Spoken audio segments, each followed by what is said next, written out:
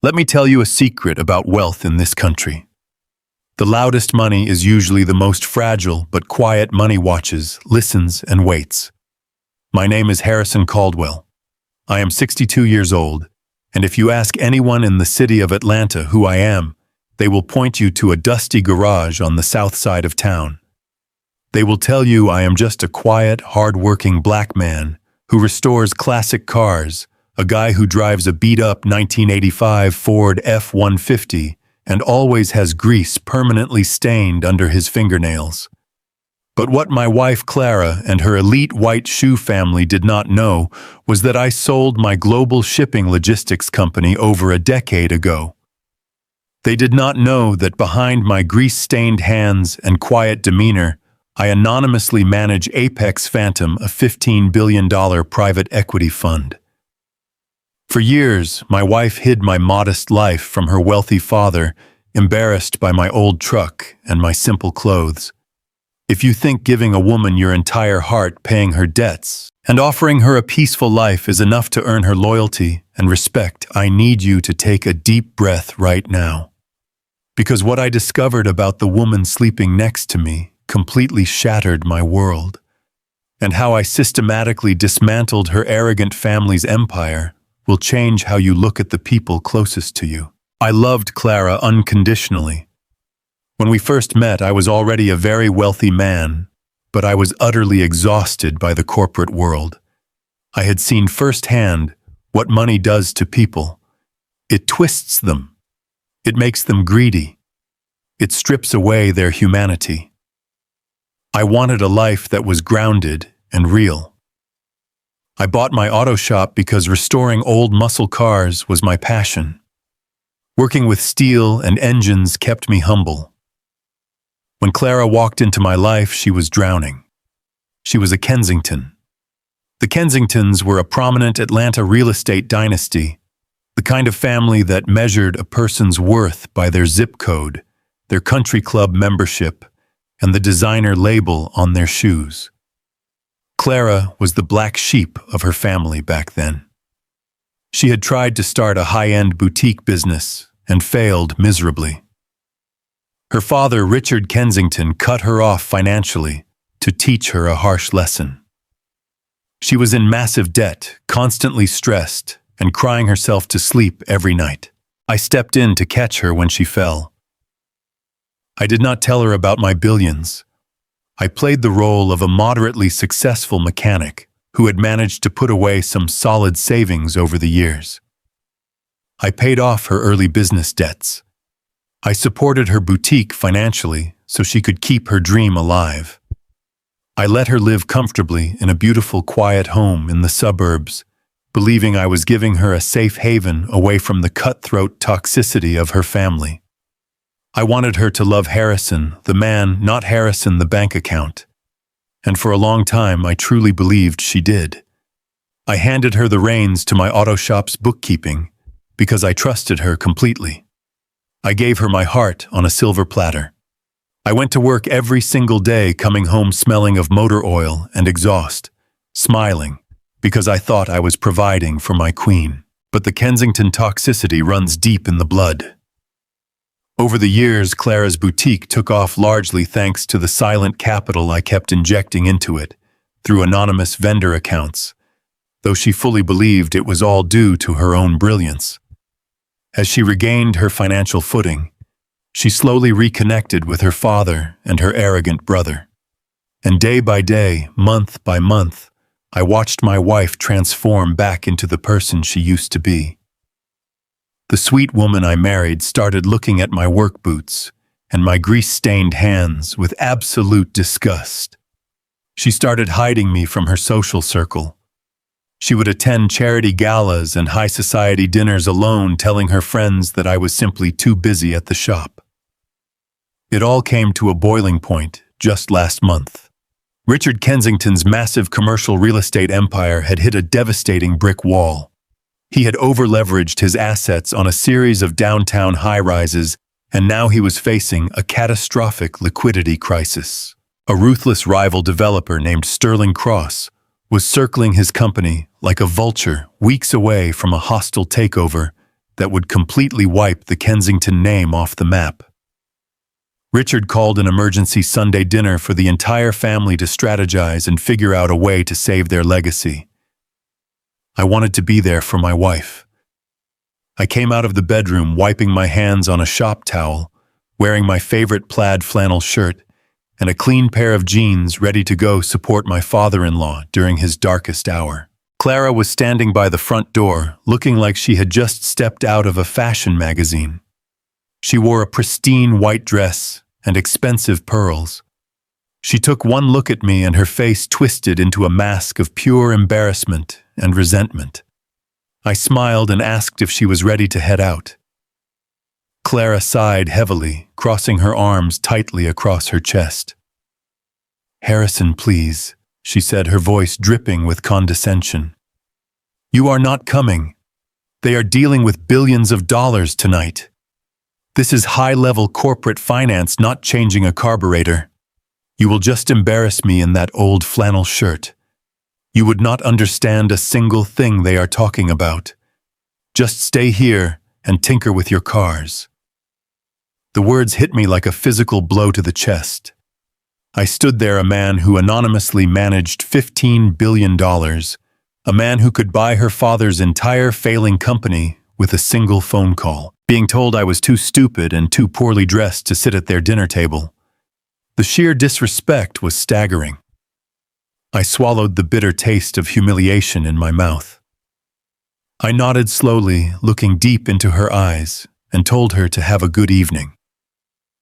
She turned on her heel and walked out without even saying goodbye. The heavy oak front door clicked shut behind her, leaving me standing alone in the silent hallway. The house was dead quiet. I felt a deep, aching pain in my soul. I had spent years protecting this woman, loving her, hiding my true capabilities, just so she could feel secure and equal in our marriage. And her repayment was shame. She was ashamed of the very hands that had worked to pull her out of bankruptcy. I could not just sit in the living room and stew in my own misery. I needed to keep my hands busy to stop my mind from racing. That is how I am wired. I decided to clean the house. I eventually made my way into Clara's home office. It was a complete mess of shipping invoices, fabric samples, and thick binders. I started organizing her desk, trying to do something nice for the woman who had just treated me like dirt. As I was stacking a pile of her boutique files, my elbow accidentally knocked over a thick leather-bound ledger. It fell from the desk and hit the hardwood floor, bursting open. It was the physical accounting book for my classic car restoration shop. Clara had always insisted on keeping physical books alongside the digital ones, claiming it was her old-school way of staying organized and keeping my small business running smoothly. I bent down to pick it up, and a loose piece of paper slipped out from between the pages. I picked up the paper. It was a bank transfer receipt. But it was not a transfer to any of my parts suppliers or auto paint vendors. It was a transfer from my shop's operating account to a private offshore holding account that I did not recognize. I frowned, confusion clouding my mind. My heart started a slow, heavy rhythm against my ribs. I sat down in Clara's expensive, ergonomic chair and placed the heavy leather ledger flat on the desk. I opened it to the current month. I am a man of numbers. Long before I built a shipping empire and managed private equity, I was a sharp accountant. Numbers speak to me in a language far clearer than words ever could. I started tracing the handwritten columns with my finger. I looked at the revenue line for the restoration of a vintage 1969 Mustang we had just finished. The customer had paid $85,000. I knew that for a fact, because I handled the sale myself. But the deposit recorded in the shop's actual bank ledger right here in Clara's handwriting was only $65,000. I flipped back a page, my breathing growing shallow. Revenue from a custom engine rebuild for a local collector, $40,000. Deposit recorded $30,000. I flipped back another page, then another. The discrepancy was not a clerical error. It was not a simple math mistake. It was a pattern. A deliberate, methodical, calculated pattern of theft. My wife, the woman who had just told me I was too simple and uneducated to understand high-level finance, was actively siphoning money from my modest business. She was skimming thousands of dollars off the top of my hard-earned sweat and blood. I sat there in the quiet of her office, the smell of her expensive floral perfume still lingering in the air, and felt the very last thread of my naive love completely snap. She was not just ashamed of me. She was actively robbing me behind my back. And the most painful part of this entire discovery was that to me, $20,000 was absolutely nothing. It was literal pocket change for the CEO of Apex Phantom. But for Harrison, the mechanic for the man she believed I was, it was a massive, devastating blow to my livelihood. She believed she was stealing the financial security of a simple working-class man. She was perfectly willing to bleed her husband dry while simultaneously looking down her nose at him for not being rich enough to fit in with her elite family. I did not scream. I did not throw the heavy ledger against the wall. I did not flip the desk in a fit of rage. Instead, a cold, absolute clarity washed over my mind.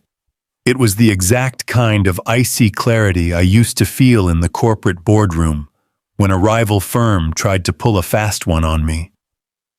I realized in that very moment that my entire marriage had been a complete facade for a very long time. I was nothing but a stepping stone, a safe financial cushion she used while she plotted her return to her high society life. I carefully placed the loose bank receipt back exactly where I found it between the pages. I closed the leather ledger and set it on the corner of the desk, positioning it precisely as it had been before it fell. I wanted absolutely nothing to seem out of place. I leaned back in her chair and looked out the window into the dark Atlanta night. Clara and her family were currently sitting in their massive Buckhead mansion, panicking about losing their billion-dollar real estate empire to Sterling Cross, truly believing they were the smartest, most important people in the world.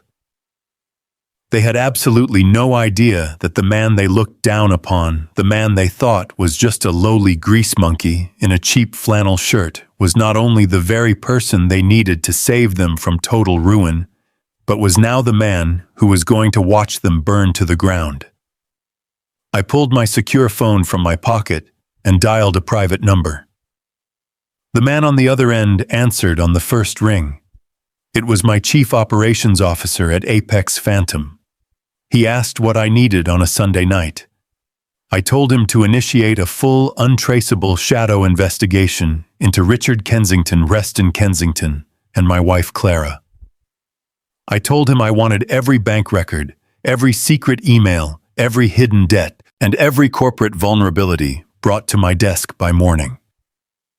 The war had just officially begun, and they did not even know I was on the battlefield. I sat there, in the heavy silence of Clara's home office. The only sound was the steady ticking of the grandfather clock in the hallway. My hands resting on that leather-bound ledger felt heavier than they had in years. I am a man who built an empire from the ground up. I know how to read a balance sheet better than most Wall Street executives. So when I looked at those numbers my wife had written down in her neat, elegant handwriting, I did not just see a mistake. I saw a story of deliberate, calculated theft. I turned the pages slowly, making sure not to crease the paper. I looked at the revenue line for a vintage 1969 Mustang we had just finished restoring at my shop. The customer had paid $85,000. I knew that for a fact because I handled the sale myself. I shook that man's hand. But the deposit recorded in the shop's actual bank ledger right here in Clara's handwriting was only $65,000.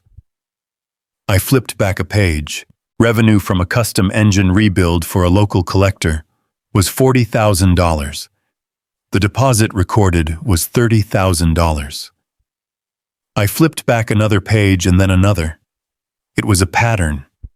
A deliberate, methodical, calculated pattern of theft taking place right under my nose.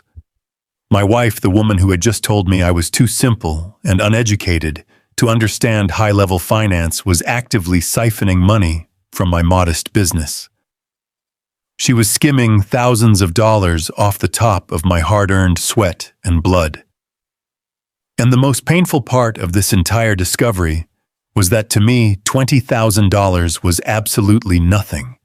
It was literal pocket change for the CEO of Apex Phantom. But for Harrison, the mechanic for the man she believed I was, it was a massive, devastating blow to my livelihood. She believed she was stealing the financial security of a simple working-class man. She was perfectly willing to bleed her husband dry while simultaneously looking down her nose at him for not being rich enough to fit in with her elite family. I felt a cold knot form in the pit of my stomach. I have faced ruthless corporate raiders and greedy board members, but nothing prepares you for the moment you realize the person sleeping in your bed is quietly picking your pockets. I did not jump up and scream. I did not throw the heavy ledger against the wall or tear the room apart. That is what a hot-headed fool would do. And I did not build a $15 billion fund by losing my temper. Instead, I pulled out my secure phone and opened a private encrypted banking application I used to monitor back-channel transactions. I needed to know exactly where my money was going. I traced the routing numbers Clara had hastily scribbled in the margins of her private notes. It did not take long for the digital breadcrumbs to reveal the truth. The funds were not going to a secret savings account for a rainy day. They were not going to her boutique business. They were being routed directly into a series of offshore shell accounts. And the primary beneficiary of those accounts was none other than Preston Kensington, her flashy, arrogant younger brother. Preston was the golden boy of the Kensington real estate dynasty. He was a man who walked around Atlanta in $3,000 custom-tailored suits, driving exotic Italian sports cars he could not actually afford. He always looked at me with a smirk, as if my very presence dirtied the air he breathed. Whenever I attended family gatherings in the past, Preston would make a point to ask me how the grease monkey business was going, making sure all his wealthy friends could hear. I always just smiled and nodded, playing the humble mechanic. But I knew Preston's true nature. The financial world is very small at the top, and whispers travel fast. I knew that the golden boy was drowning in secret gambling debts. He spent his nights in high-stakes underground poker games chasing losses he could never recoup. His father, Richard Kensington, had cut him off from the family trust 2 years ago, trying to force him to grow up. But instead of growing up, Preston had turned to his sister. And Clara, my beautiful, sophisticated wife, was funding her brother's degenerate lifestyle using the money she was stealing from my auto shop. The audacity of it all was staggering. They were laughing at me. They were using what they believed was my blue-collar sweat to pay off the debts of a spoiled rich kid who could not even change his own tire. I sat back in the chair and let out a long, slow breath. I realized then that my entire marriage had been a complete facade for a very long time. I was nothing but a stepping stone, a safe financial cushion she used while she played her high society games. I heard the sound of her expensive luxury SUV pulling into the driveway. The heavy rumble of the engine cut through the quiet of the house. I carefully placed the loose bank receipt back exactly where I found it, between the pages of the ledger. I closed the book and set it on the corner of the desk, positioning it precisely as it had been before it fell. I wanted absolutely nothing to seem out of place. I stood up, smoothed out my flannel shirt, and walked out of the office just as the front door opened. Clara walked in, dropping her designer purse onto the entryway table with a loud, dramatic sigh. She looked exhausted, playing the part of the devoted daughter, burdened by the weight of her family's collapsing empire. She kicked off her heels and rubbed her temples. I walked over and offered her a glass of water, playing the role of the supportive, simple husband she expected me to be. She took the glass without looking me in the eyes. "It is an absolute nightmare, Harrison," she said, her voice trembling with manufactured stress. "My father is losing everything. Sterling Cross is going to swallow the Kensington legacy whole, and there is nothing anyone can do. The lawyers are panicking. The board is in chaos. It is just too much to bear." I nodded slowly, keeping my expression perfectly neutral. "I am sorry to hear that, Clara," I said softly. "Is there anything I can do to help?" She finally looked at me, and the expression on her face was a mixture of pity and profound irritation. She looked at my worn jeans, my work boots, my flannel shirt. She let out a short, bitter laugh that sounded like scraping metal. "Help," she repeated, shaking her head. "How could you possibly help Harrison? What are you going to do, offer Sterling Cross a free oil change to leave my father alone? Please, just let me handle this. You focus on your little cars." She turned away from me, walking toward the grand staircase. And then, as she placed her hand on the banister, she muttered something under her breath. She probably thought I could not hear her, but the acoustics in our foyer carried her voice perfectly to my ears. If only I had married someone with actual power. Those words hit me like a runaway freight train. It was not a physical pain, but a deep, soul-crushing realization. I stood completely frozen at the bottom of the stairs. The woman I had loved, the woman I had shielded from bankruptcy and failure, did not just feel embarrassed by my simple life. Her shame was not just a passing social anxiety. It was active, deep-seated resentment. She despised me for the very peace and stability I had tried to give her. She looked at my quiet life as a failure because it did not come with a private jet and a seat on a corporate board. She wanted a ruthless titan of industry. She wanted power. I watched her walk up the stairs and disappear into the master bedroom. I did not follow her. I did not demand an explanation or confront her about the stolen money. A foolish man screams and shouts when he is hurt. A dangerous man gets quiet. I turned around and walked straight out the front door.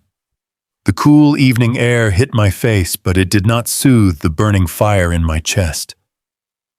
I walked across the driveway and climbed into the cab of my battered 1985 Ford truck.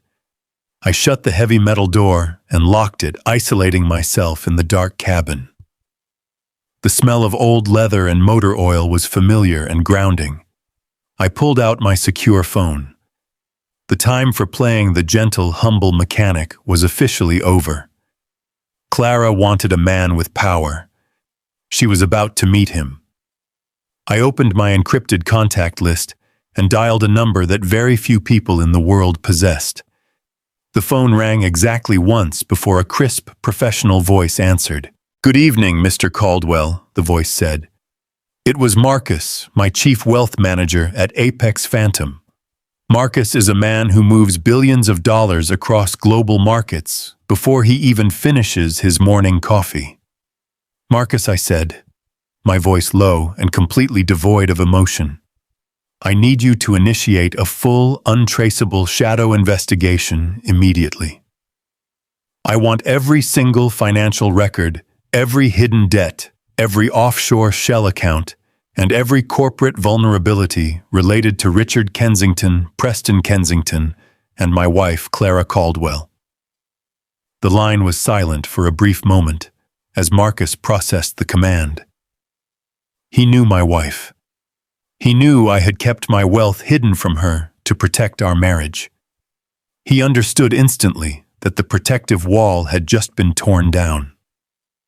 "Consider it done, sir," Marcus replied smoothly. "Do Do you want us to look into the Sterling Cross hostile takeover situation as well? Yes, I answered firmly. Map out every single lever of pressure Sterling Cross is using against the Kensington Empire. Find out exactly where the structural weaknesses are. I want a complete dossier on my desk by tomorrow morning. The war has begun. Marcus and I want to know every inch of the battlefield before I drop the first bomb. Understood, Mr. Caldwell, Marcus said before disconnecting the line. I sat in the darkness of my truck, gripping the steering wheel until my knuckles turned pale. For years, I had suppressed the ruthless apex predator inside me because I wanted a simple life. I wanted to be a good man, a supportive husband, a quiet neighbor. But Clara had just awakened a sleeping giant. She thought she was manipulating a foolish mechanic to fund her brother's gambling habits. She thought she was the smartest person in the room. She had absolutely no idea that the man sitting in the driveway outside her window, holding a piece of plastic and glass, could wipe her entire arrogant family off the financial map without even raising his voice. I knew I could not rely on a single bank receipt. I needed undeniable concrete proof. I spent the very next morning researching the most discreet audio recording devices money could buy. I did not want video cameras in my home. I did not need to see their faces. Hearing the betrayal in their own words would be more than enough to confirm the nightmare. I drove across town and bought 3 high-tech micro recorders. They were incredibly small, no bigger than a quarter, and painted a matte black that blended perfectly into the shadows. I hid the first one inside the base of the heavy brass lamp on Clara's desk in her home office. I placed the second one high up behind the ornate crown molding in our main living room. The third went into the kitchen, tucked right behind the expensive espresso machine she used every single morning. Installing those devices was one of the most painful things I have ever done in my 62 years on this earth. A man's home is supposed to be his ultimate sanctuary. It is the one place where you take off your heavy work boots, where you drop your guard and rest your weary bones. Turning my own beautiful living room into a surveillance trap made my stomach churn with disgust. My hands physically shook as I tucked the tiny black microphone behind the wooden molding.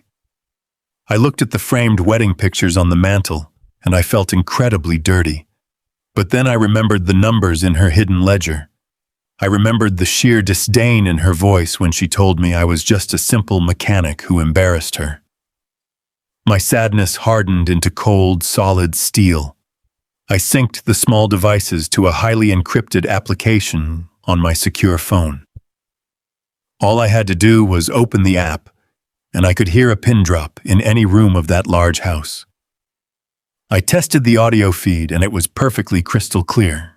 3 days later, the perfect opportunity presented itself. I told Clara I was heading out of town to a classic auto auction up in Charlotte, North Carolina. I told her I would be gone for the entire weekend, looking for rare parts for a vintage Chevrolet build at my shop. I packed a small canvas overnight bag and walked to the front door. Clara met me in the hallway and kissed me softly on the cheek. Her smile was incredibly convincing. She told me to drive safely and to call her the moment I checked into my hotel. She even reached out and gently straightened the collar of my jacket, acting like the perfect devoted wife. I looked deep into her brown eyes, trying to find any trace of guilt or hesitation. There was absolutely nothing, just a calm, flawless mask of deception. I told her I loved her just to see how easily she could lie to my pion. She smiled brightly and said she loved me too. I turned around, walked out the front door, and climbed into my beat-up Ford truck. I did not drive to North Carolina. I drove exactly 4 miles down the road and parked behind an abandoned strip mall. I turned off the engine and rolled down the windows. The cab of my truck was silent, except for my own breathing. I pulled out my secure phone, opened the surveillance application, and put a small earpiece into my right ear. The waiting was pure psychological torture. For 2 agonizing hours, I heard nothing but the hum of the refrigerator and the steady ticking of the grandfather clock in our hallway. I sat there in the sweltering Atlanta heat, wondering if I was just a paranoid old man making a massive mistake. Then I heard the heavy front door swing open. I heard the sharp click of Clara's heels on the hardwood floor, followed by the heavy, hurried footsteps of another person. It was her brother. Preston Kensington had arrived. I could hear his panicked, erratic breathing through the audio feed. Clara asked him what was wrong, and her voice sounded sharp and highly annoyed.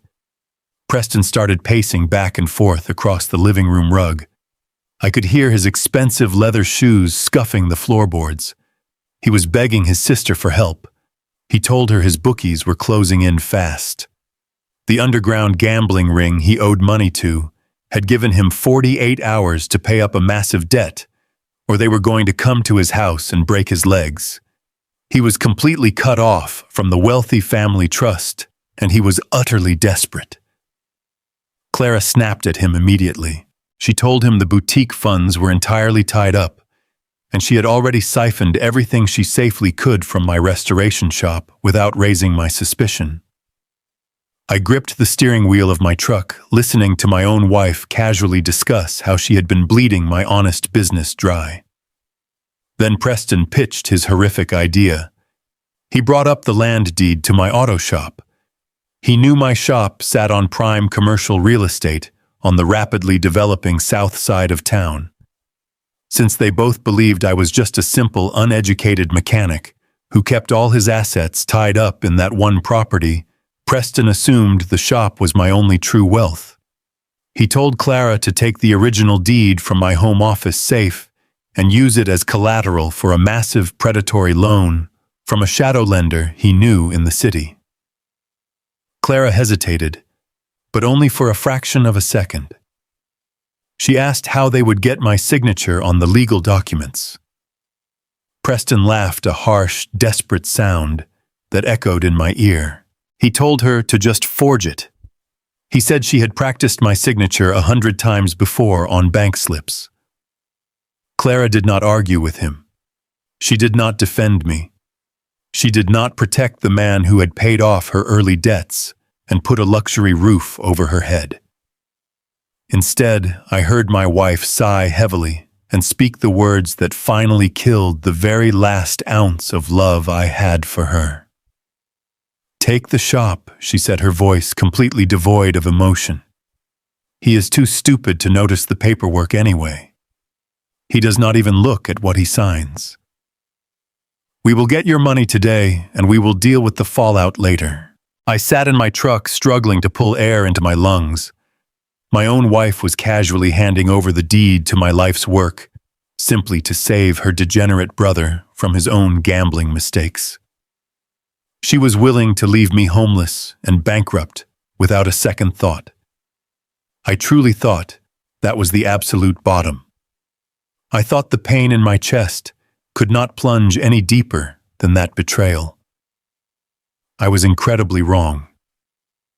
Less than 20 minutes later, Preston thanked her and left through the back door. The house went completely quiet again, but the silence only lasted for a moment. A few minutes later, the front doorbell rang out loud and clear. I heard Clara walk to the foyer and open the door. A man's voice echoed through my earpiece. It was a deep, smooth, arrogant voice that I recognized instantly from local business news broadcasts. It was Sterling Cross. Sterling was the ruthless rival real estate developer who was actively trying to destroy Richard Kensington and execute a hostile takeover of her father's massive empire. What was the enemy of her family doing walking into my house? The devastating answer came a second later in the sickening, undeniable sound of a long, passionate kiss. I heard Clara giggle like a schoolgirl. I heard Sterling tell her how beautiful she looked and how much he had missed her. I sat in my truck, completely paralyzed by the audio playing in my ear. My wife was not just cheating on me in my own home. She was sleeping with the exact man who was trying to bankrupt her own father. They walked into the living room, and the clinking of glasses told me they were pouring drinks. I listened in absolute horror as the true depth of their sick conspiracy fully unfolded. Clara confessed everything to him in a soft, loving tone. She had been sleeping with Sterling for over 2 years, right under my nose. But the physical affair was just the beginning. She was the corporate mole. She was the one actively feeding Sterling her father's highly confidential corporate secrets.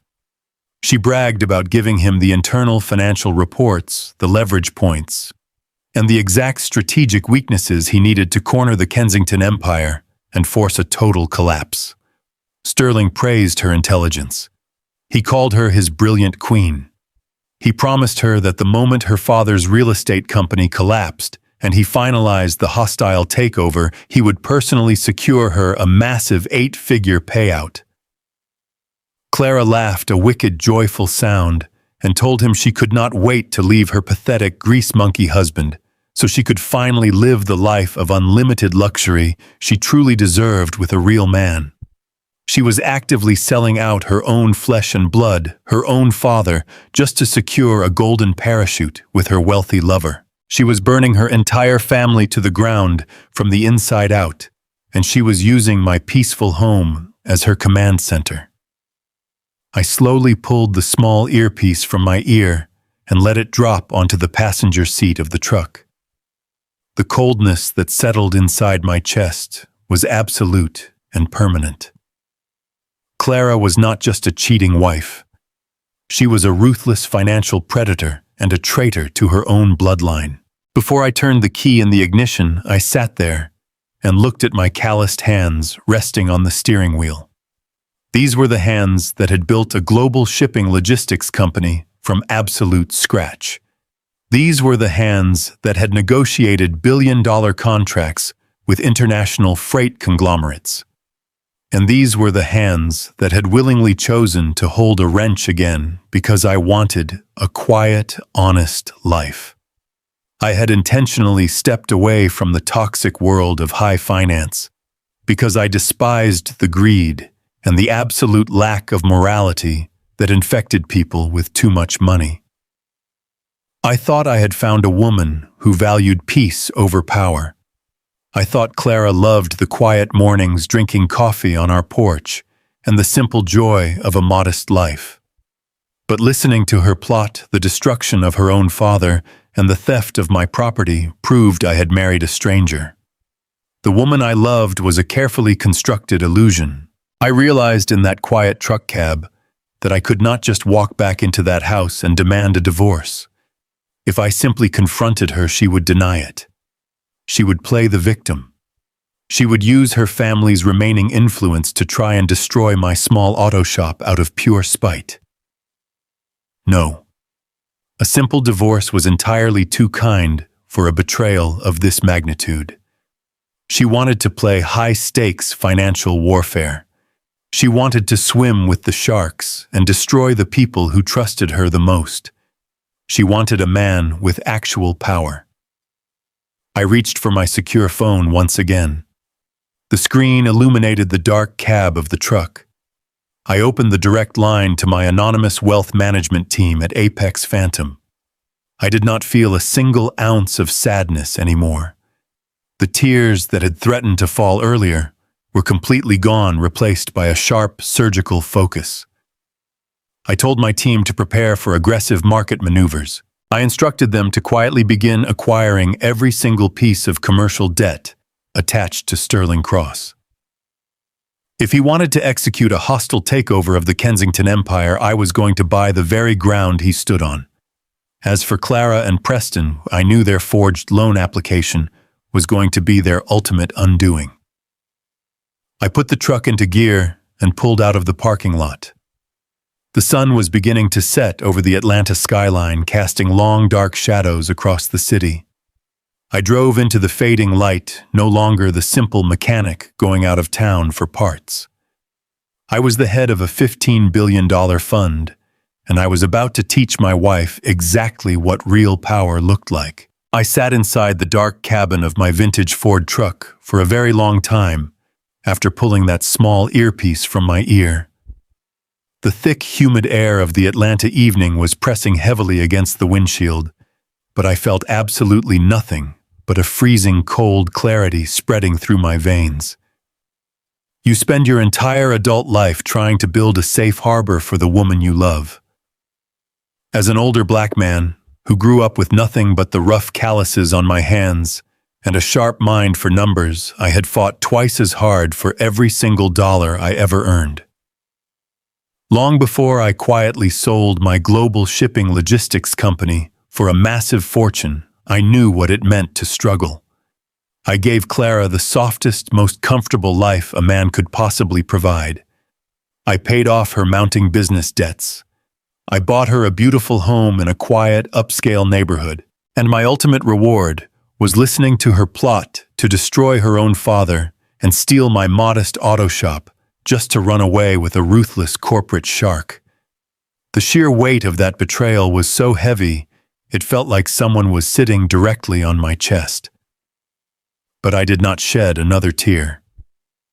When you reach 62 years of age, you learn a very hard lesson about life. You learn that crying does not pay your debts, and tears certainly do not deliver justice. I took a deep, slow breath, wiped the engine grease from my hands using an old shop rag, and stared out at the empty parking lot. Just as I reached forward to put the heavy truck into gear, my secure phone vibrated violently inside my jacket pocket. It was a direct encrypted notification from my private wealth management team at Apex Phantom. I pulled the phone out and looked at the glowing digital screen. It was an urgent, high-priority message from Desmond, my chief operations officer. Desmond is a brilliant financial mind, a man who moves billions of dollars across global markets before the stock exchange even opens its doors in the morning. I tapped the screen and brought the phone to my ear.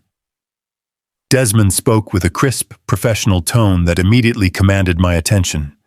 He told me we had just received a highly sensitive and desperate inquiry. I asked him exactly what was going on in the corporate sector.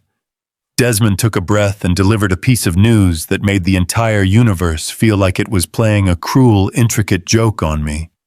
He said Richard Kensington had officially reached out to our firm. Clara's arrogant, wealthy father was literally begging Apex Phantom for a $500 million emergency bailout. Desmond went on to explain the severe reality of the situation.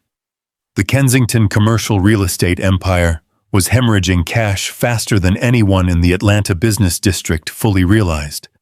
Richard had foolishly over-leveraged his most valuable assets on a series of downtown luxury high-rises, and the balloon payments on those massive loans were coming due in a matter of days. Sterling Cross, his younger rival, was circling the bloody waters preparing to execute his hostile takeover by the end of the month. Sterling had been quietly buying up the aggressive debt and was positioning himself to swallow the Kensington legacy whole. Richard was completely and utterly out of options. Every major traditional bank in the state of Georgia had slammed their heavy vault doors right in his face. His credit was toxic, and his reputation was rapidly crumbling. His absolute last hope to save his family name from total financial obliteration was the anonymous $15 billion private equity fund known as Apex Phantom.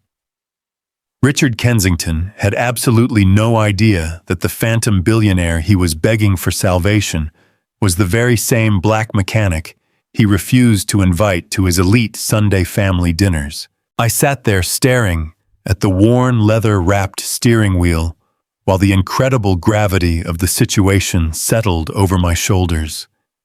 It was an absolute masterpiece of cosmic irony. I currently held the absolute power of life and death over the Kensington family right in the palm of my calloused hand. If I simply signed a piece of paper and approved the $500 million bailout, I would save Richard Kensington from total ruin. But more importantly, my mind immediately raced to what that bailout would mean for my treacherous, cheating wife. Clara and her wealthy lover, Sterling Cross, had built their entire sick romantic fantasy on the strict foundation of her father's financial destruction. Sterling absolutely needed Richard to go completely bankrupt so he could swoop in and buy the valuable Kensington commercial assets for mere pennies on the dollar.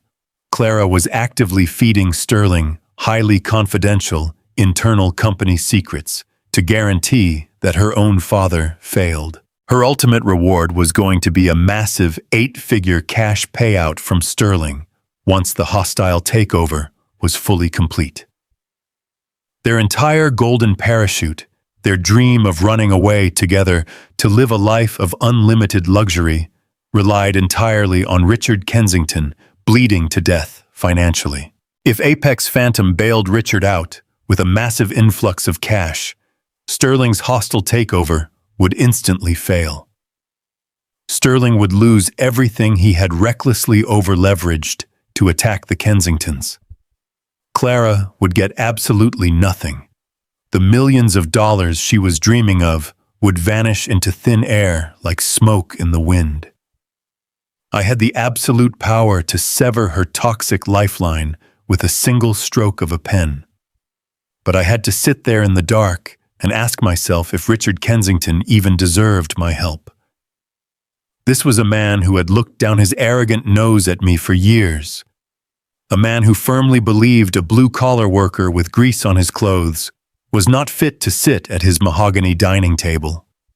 He had treated me with barely disguised disdain ever since Clara first introduced us.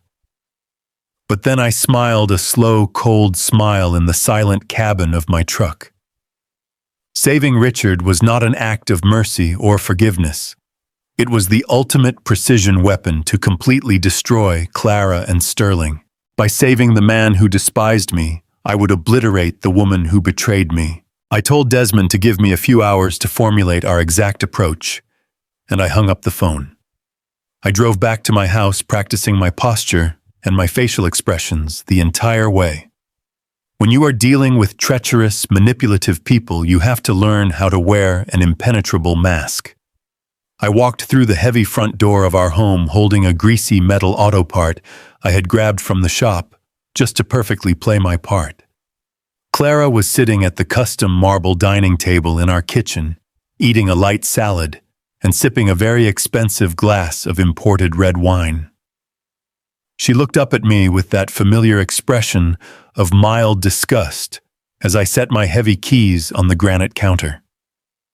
She had absolutely no idea that just an hour ago I had listened to her passionately kissing another man and plotting my total ruin. I washed my hands in the sink, walked into the dining room and sat down right across from her. I smiled broadly, acting exactly like the tired, loving husband coming home from a long, hard day of honest physical labor. "How was your day today, honey?" I asked her, keeping my voice perfectly steady and warm. Clara let out a long, dramatic sigh, resting her chin in her palm. "It was utterly exhausting, Harrison," she said, her tone dripping with a heavy manufactured burden. "My father is completely losing his mind over this Sterling Cross situation. The family business is falling apart at the seams, and I am trying my best to hold the family together. It is just so incredibly hard bearing all this weight on my shoulders." I looked at her beautiful face, marveling internally at how easily the dark lies poured from her perfectly painted lips. She was the very person handing the sharpest knife to her father's executioner, yet she sat there, playing the role of the grieving, devoted daughter. As she spoke, I watched her left hand dip below the edge of the dining table. The faint glowing light of a cell phone screen reflected softly off her silk skirt. She was texting someone under the table. I knew exactly who it was. She was sending sweet, romantic messages to Sterling Cross under my own roof, while looking me right in the eyes and lying about her day. The sheer disrespect was so profound it almost took my breath away. But I kept the warm, clueless smile plastered firmly on my face. "Well, you just stay strong for your dad," I told her gently, reaching across the table to pat her hand. I am completely sure everything will work out exactly the way it is supposed to in the end. Clara quickly pulled her hand away, rolling her eyes as she took another long sip of her wine. She muttered something under her breath about how nice it must be to live in my simple little world, where I did not have to worry about complicated real-life problems. I simply nodded, cut a piece of my dinner, and chewed slowly, savoring the incredible secret I was holding tight against my chest. She thought my world was small and insignificant. She thought I was oblivious to the massive corporate war raging around her. She had no idea that I was the one secretly commanding the entire battlefield. After dinner, I retreated to my home office and locked the heavy wooden door firmly behind me. The large house was quiet again, but the war inside my head was deafening. I opened my secure phone and dialed Desmond back. He answered immediately, waiting patiently for my directive.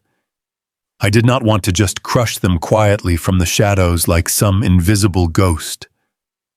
I wanted them to clearly see the face of the man who ruined them.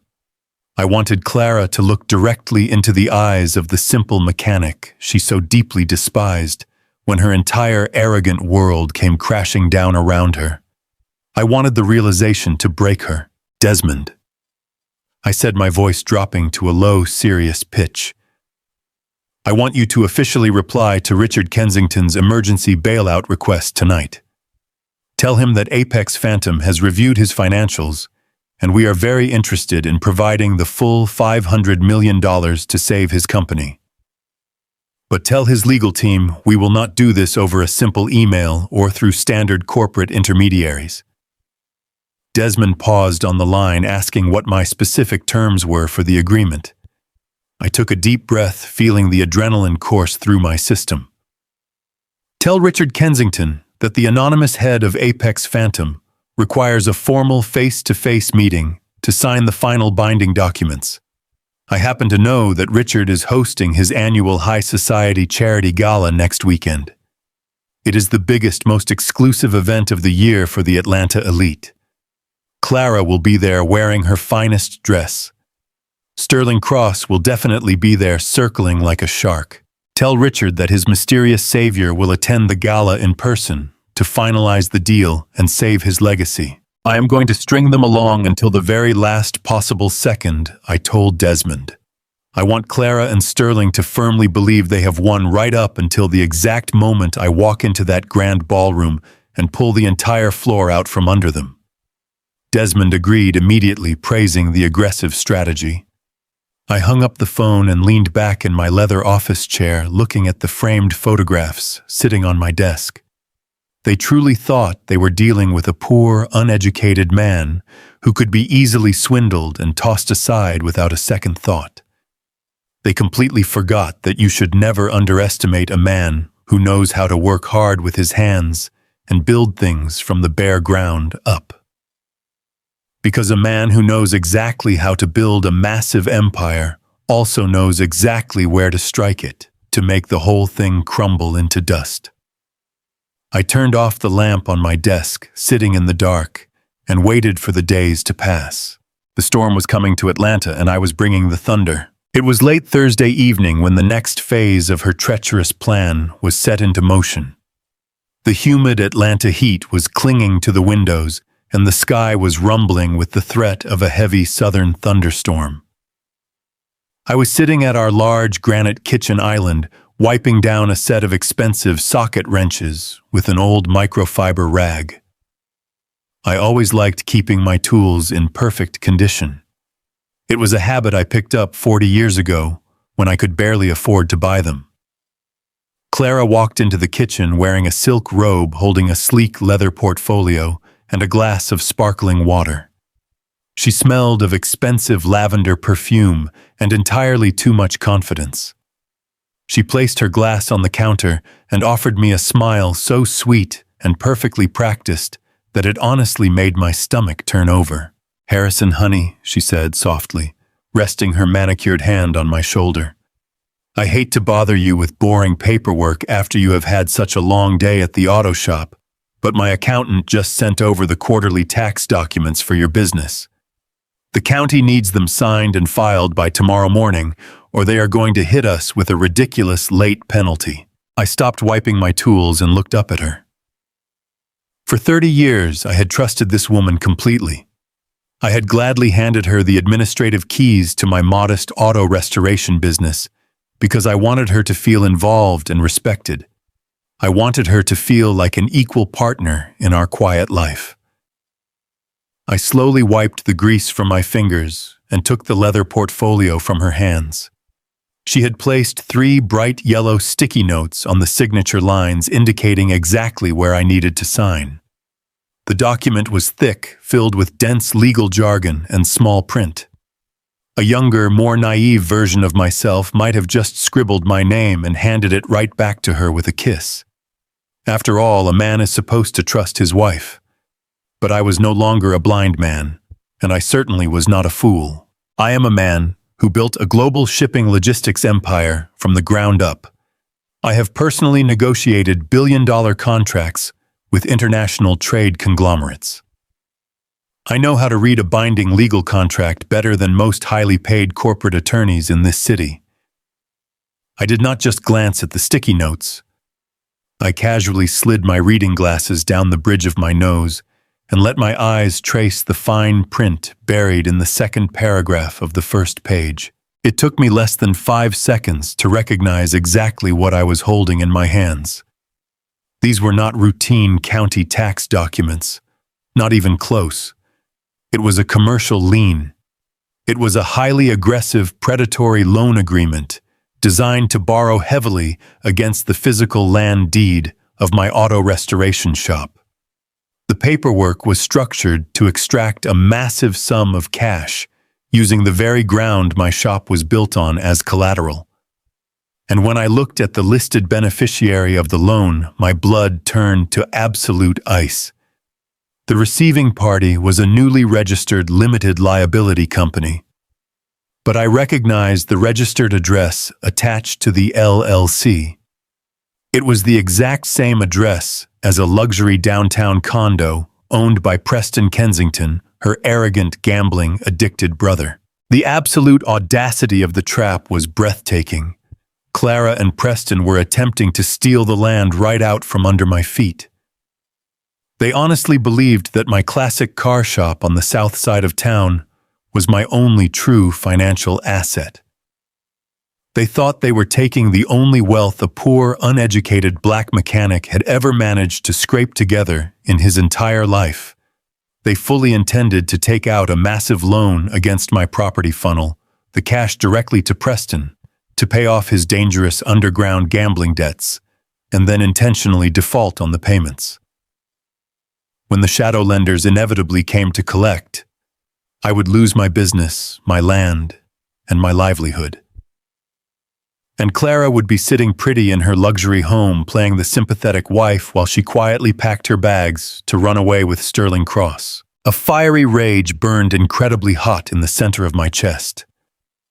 Every instinct I possessed as a man told me to stand up, slam that fraudulent document down on the granite counter, and confront her. I wanted to look her directly in the eyes and ask her how she could possibly justify destroying the life of a man who had pulled her out of bankruptcy and loved her without condition.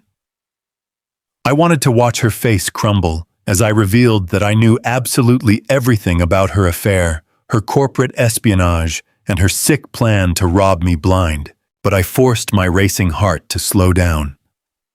I locked that burning anger deep inside a vault in my mind. Exploding in anger would only give her the upper hand. It would alert her that I knew the truth, and she would immediately run to her wealthy father and her powerful lover to protect herself. I could not let her slither out of the trap she was currently building for herself. I needed her to feel victorious. I needed her to feel incredibly smart, so she would make the ultimate fatal mistake. Oh, these tax forms just keep getting longer and more confusing every single year, I said, my voice sounding completely calm and slightly weary. I let out a tired chuckle and shook my head, playing the part of the exhausted working-class husband perfectly. Whatever the accountant needs to keep the county off our backs is fine by me, Clara. You always take such good care of the books for me, honey. Clara smiled a tight, relieved smile. She practically shoved the document closer to me, tapping the yellow sticky note with her perfectly manicured finger. "Just sign right there on the bottom line, Harrison," she said, her voice completely steady despite the massive crime she was currently committing. "I will drop it off at the courier facility first thing in the morning, so you do not have to worry about a thing." I reached into the inner breast pocket of my worn jacket. I have always been a man who appreciates precision and preparation. Long before I managed a $15 billion private equity fund, I was an engineer who drafted complicated logistical blueprints. Because of that, I always carry a very specific type of writing instrument. It is a specialized Japanese drafting pen. The ink inside the barrel is a unique thermal sensitive formula. It flows completely smooth and looks exactly like high-quality permanent black ink. But it has one absolute fatal flaw. The ink is entirely friction erasable. If the paper it is written on is subjected to heat, specifically any temperature above 140 degrees Fahrenheit, the chemical bonds in the ink instantly break down, and the writing completely vanishes without leaving a single trace behind. It is a trick I used for years when making temporary annotations on sensitive architectural blueprints. I pulled the black pen from my pocket, clicked the top, and pressed the fine tip to the fraudulent loan document. I signed my name, Harrison Caldwell, in large, bold letters exactly where she told me to sign. I flipped to the second page and signed again. I flipped to the third page and signed one last time. The black ink looked dark, permanent, and legally binding. Clara let out a very small, almost imperceptible breath of relief. She quickly gathered the heavy stack of papers, slipped them back into her expensive leather portfolio, and pulled it tight against her chest. "Thank you, honey," she said, leaning down to press a quick, cold kiss against my forehead. "You just focus on restoring those old cars of yours. I will handle all the complicated financial nonsense for us." I watched her walk out of the kitchen, her hips swaying with the confident rhythm of a woman who firmly believes she has just pulled off the perfect crime. I sat at the kitchen island for a long time, staring at the empty space where she had been standing. I felt a profound sense of sadness wash over me. Not for myself, but for her. She had completely surrendered her soul to greed. I stood up, walked out the back door, and headed straight to my truck parked in the driveway. I climbed into the dark cabin, locked the doors, and pulled out my secure, encrypted phone. I opened the surveillance application that connected directly to the hidden audio recorders I had installed throughout the house. I slipped the small earpiece into my right ear and waited in the sweltering darkness of the evening. It did not take long at all. Less than 5 minutes later, the audio feed from Clara's home office crackled to life. I heard the rustling of heavy paper, and then the sound of her dialing a number on her cell phone. The ringing stopped, and a man answered eagerly. It was Preston. "Did you get it?" Preston asked, his voice tight and shaking with desperate anticipation. "Did the old fool actually sign the papers?" I heard Clara let out a sharp, cruel laugh that echoed through my earpiece and sent a shiver down my spine. "Of course he signed them, Preston," she said, her voice dripping with absolute venom and superiority. "I told you he is completely clueless. He did not even bother to read the first paragraph. He just thanked me for taking care of the taxes and scribbled his name right on the dotted line. He is so pathetic it is almost too easy." I listened to Preston let out a massive breath of relief. "You have no idea how much you just saved my life, Clara," he said, sounding like a drowning man who had just been thrown a life preserver. "The guys from the underground poker ring called me again an hour ago. They told me if I did not have the cash by tomorrow evening, they were going to come to my condo, and break both of my kneecaps.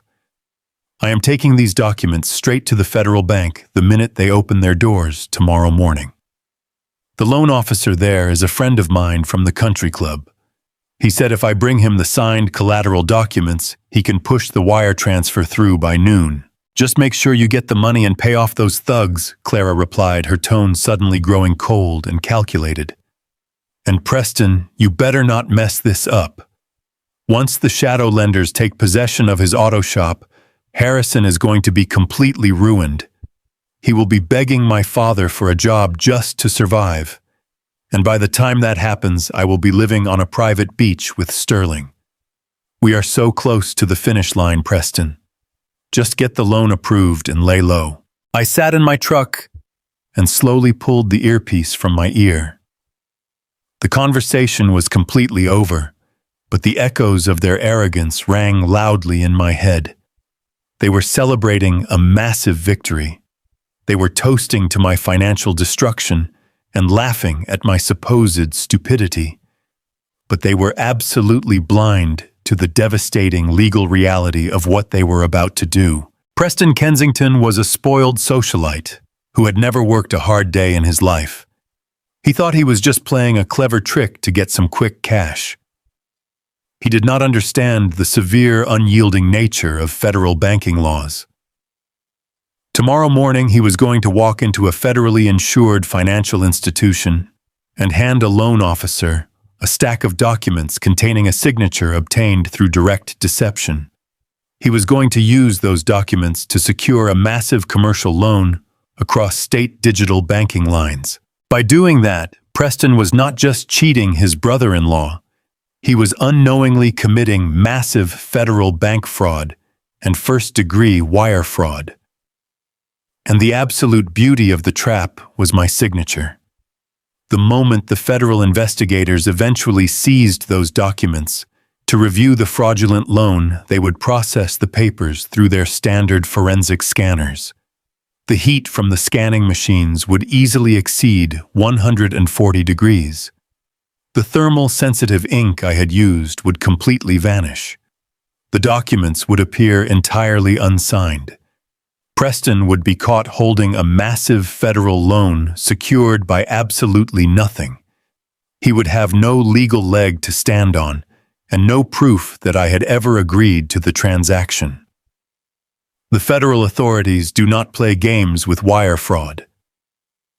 Preston was about to walk himself directly into a federal penitentiary, and Clara was the one holding the door wide open for him. I leaned back against the headrest of my truck and looked up at the stormy night sky. A brilliant flash of lightning illuminated the dark clouds, followed by a deep, rolling clap of thunder that shook the ground beneath my tires. The storm was finally breaking over Atlanta. I had given Clara every single opportunity to be a decent, honest wife. I had offered her peace, stability, and unconditional love, but she had chosen greed. She had chosen betrayal. She had chosen to treat a hard-working man like a disposable piece of trash. Tomorrow morning, Preston would commit federal fraud. Tomorrow afternoon, my private equity team would finish buying up all the commercial debt belonging to her lover, Sterling Cross. And by the end of the week, the annual Kensington Charity Gala would begin. Richard Kensington would stand in front of the entire elite society of Atlanta and beg the anonymous billionaire from Apex Phantom to save his failing empire. They thought I was just a mechanic with dirt on my hands. They thought I was a foolish old man who could be easily robbed and thrown away. They had absolutely no idea that the man they were trying to destroy was the exact same man holding the absolute power to erase their entire family legacy from the face of the earth. I turned the key in the ignition, and the heavy engine of my old Ford roared to life. The trap was set perfectly in place. The bait had been taken. All I had to do now was wait for the jaws to snap shut. It was a bright Monday morning in Atlanta when I set the real wheels of justice into motion. The humid air was already rising off the asphalt as I pulled my battered 1985 Ford truck into the gravel lot of my restoration shop. I grabbed my thermos of black coffee and unlocked the heavy metal doors, just like I had done 1,000 times before. I put on my stained work apron and slid under the chassis of a beautiful 1969 Chevelle. To the rest of the world, I was just Harrison Caldwell, the quiet, older black man who minded his own business and fixed up classic cars. But beneath that grease and dirt, my mind was operating on a level the Kensington family could not even begin to comprehend. I wiped my hands on a shop rag and pulled out my secure, encrypted phone. I called Desmond, my chief operations officer at Apex Phantom. I told him it was time to drop the hammer on Sterling Cross. Sterling was a man who was born on third base and genuinely thought he hit a triple. He paraded around Buckhead in his tailored European suits, throwing family money around and acting like he was a financial genius. But my analysts had dug deep into his ledgers, and what they found was a house of cards. Sterling had massively over-leveraged his entire company to fund his hostile takeover of the Kensington real estate empire. He took out massive short-term commercial loans using his own flagship properties as collateral. He was completely exposed. I told Desmond to deploy our capital. Over the next 4 hours, Apex Phantom used a complex web of anonymous offshore shell companies to systematically purchase every single piece of commercial debt belonging to Sterling Cross. We bought his outstanding loans from the major banks.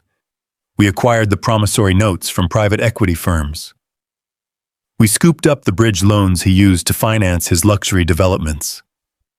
By noon, my firm quietly owned the absolute right to demand immediate payment on almost every dime Sterling owed. He did not know it yet, but the ground he was walking on belonged completely to me. I sat on a wooden stool in the back of my shop, drinking my cold coffee and listening to some old blues playing softly on the radio. My phone buzzed. It was Desmond.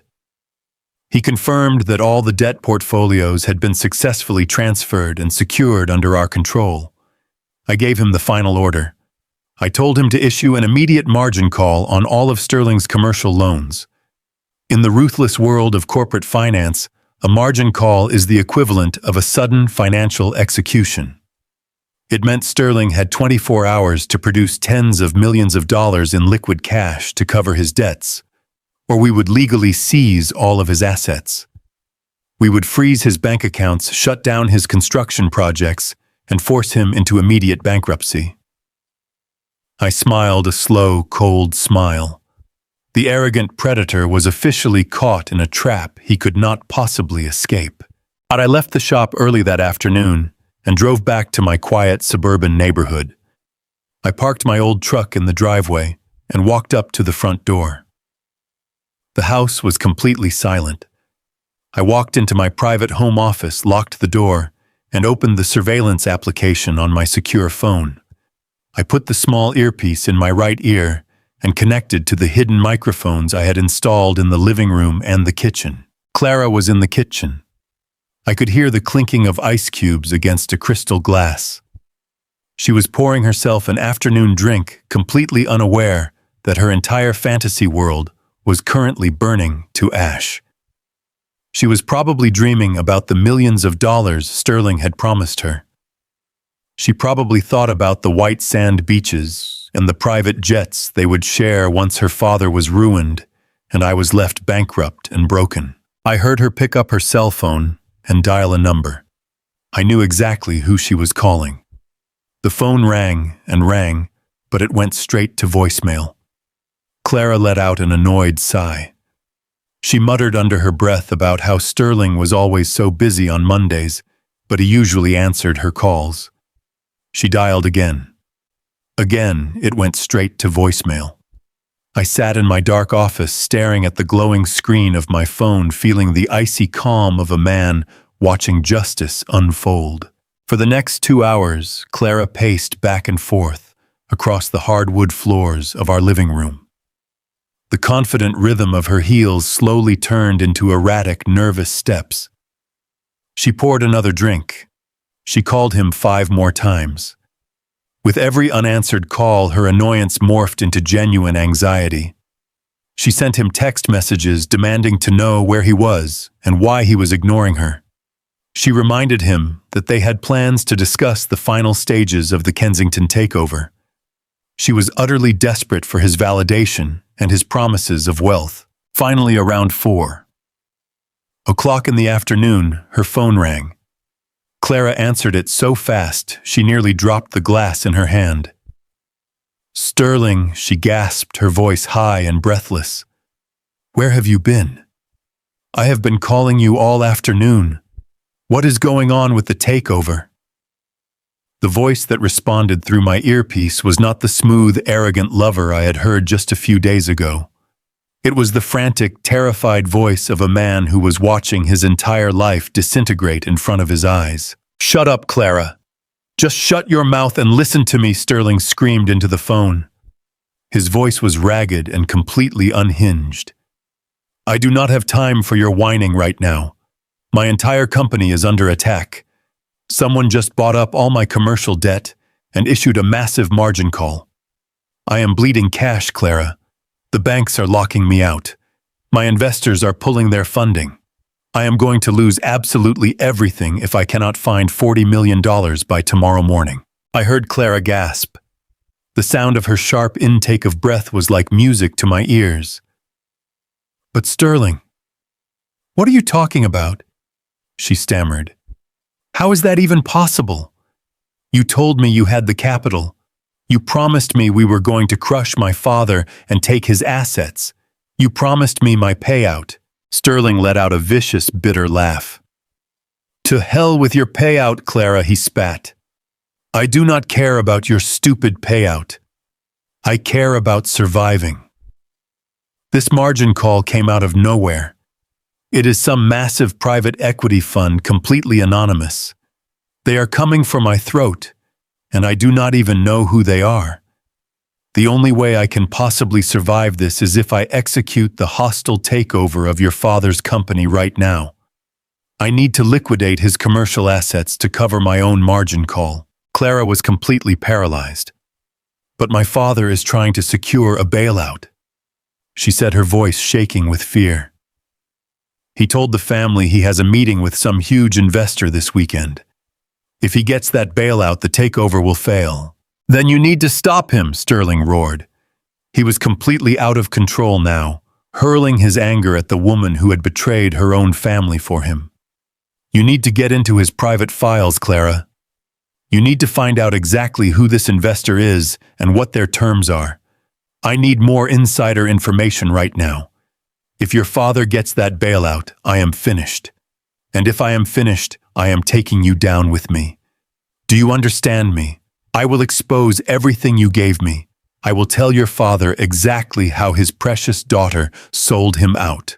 "No, Sterling. Please, you cannot do that," Clara pleaded, her voice cracking with desperation. "I have risked everything for you.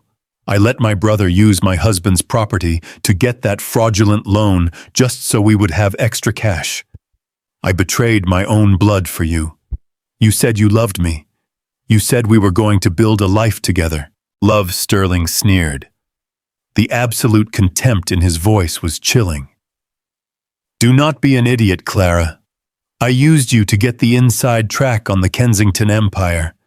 You were a convenient source of corporate intelligence. That is it. If I lose my company because your father gets a bailout, you are completely useless to me. Get me the name of his investor by tonight, or do not ever call me again." The line went dead with a loud click. Clara let out a sharp, agonizing cry. I heard the crystal glass slip from her fingers and shatter into 100 pieces on the hardwood floor. She collapsed onto the expensive living room rug, sobbing uncontrollably.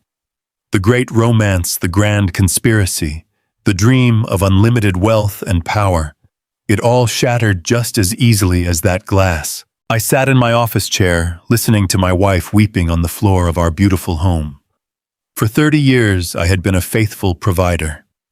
I had worked long hours in the brutal heat to make sure she never wanted for anything. I had forgiven her flaws, supported her dreams, and offered her a life of peace. And her gratitude was to look at my dark, calloused hands with disgust. She had treated me like a disposable piece of trash simply because I did not wear a tailored suit or throw around millions of dollars at cocktail parties. She thought she was so much smarter than the quiet black man she married. And now there she was crying on the floor because the arrogant rich man she sold her soul to had just discarded her like garbage. Sterling Cross did not love her. He never did. He only wanted the power she could steal for him. The very moment he faced real financial pressure, the moment the invisible hands of Apex Phantom squeezed his throat, he threw her directly under the bus to save himself. I felt absolutely no pity for her. Not a single drop of sorrow or regret crossed my mind. When you grow up hard and build your life from the dirt, you learn that actions always have consequences. You learn that greed is a disease that rots a person from the inside out. Clara had chosen her path.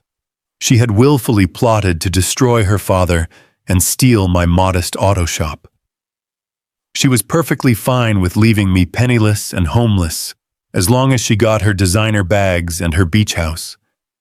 She had invited the devil into her life, and now she was weeping because he was burning her alive. I took the earpiece out and set it on the desk. The sound of her crying faded into the background. I stood up and walked to the window, looking out at the quiet suburban street. The sun was dipping below the tree line, casting long, dark shadows across the manicured lawns. Everything looked so perfectly normal on the outside. But inside, the foundation of the Kensington family was crumbling to dust. The squeeze was working perfectly. Sterling Cross was a dead man walking in the financial world. He was bleeding cash and thrashing blindly in the dark, completely unaware that the man holding the knife was the same man whose wife he had been sleeping with. He would never find the $40 million to cover my margin call. His banks would lock him out. His investors would flee like rats from a sinking ship.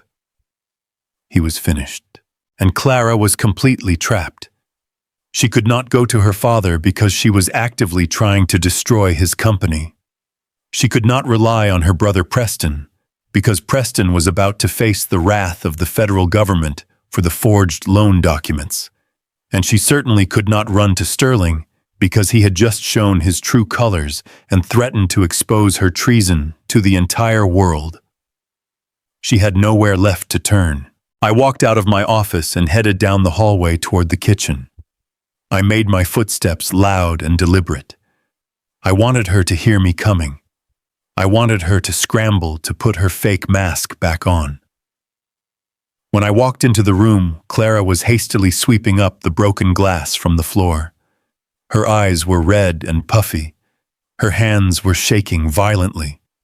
She looked up at me, trying to force a smile onto her trembling lips.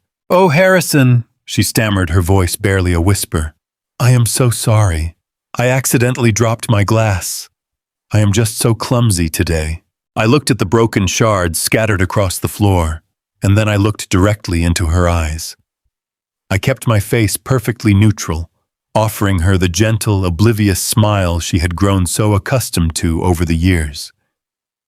"Do not worry about it, honey," I said softly. "Accidents happen. Just be careful not to cut yourself on the pieces.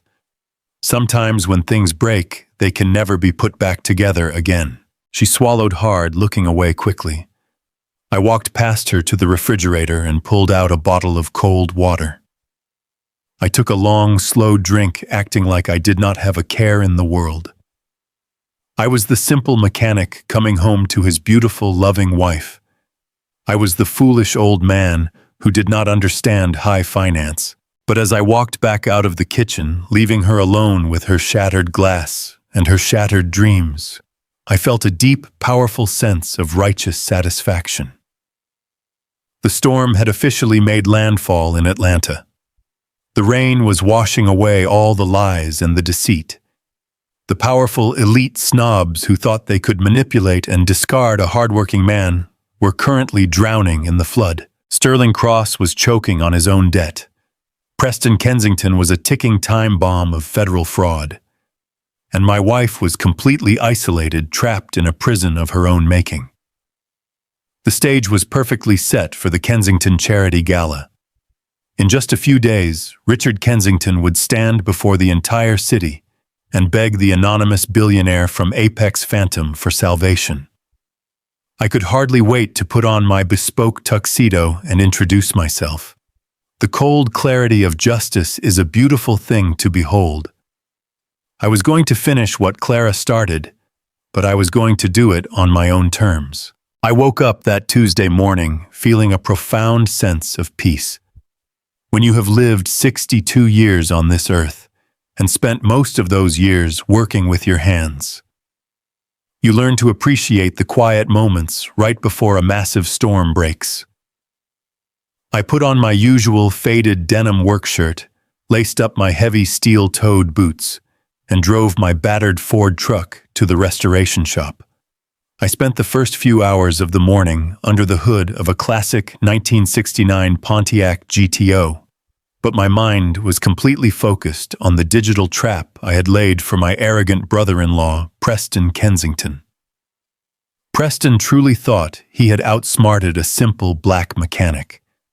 He thought he was walking into that federal bank as a wealthy conqueror ready to steal the land right out from under my feet. He had absolutely no idea he was walking straight into a federal penitentiary. At exactly 9 a.m, I received a secure text message from my lead attorney at Apex Phantom. The message was short and highly satisfying. The anonymous tip had been successfully delivered. My legal team had sent a highly detailed confidential dossier directly to the primary fraud department of the federal bank, where Preston was currently sitting. The dossier did not make any wild accusations. It simply suggested that the bank closely inspect the thermal properties of the signature on the commercial lien Preston was submitting for his massive loan. Federal banks use heavy-duty, high-speed commercial scanners to digitize property deeds and large loan applications. Those commercial machines get incredibly hot inside when they process hundreds of pages a minute. The moment that smiling loan officer took Preston's paperwork and ran my supposed signature through their security system, the internal temperature of the scanner instantly triggered the chemical reaction in the specialized drafting ink I had used. My name completely vanished from the paper.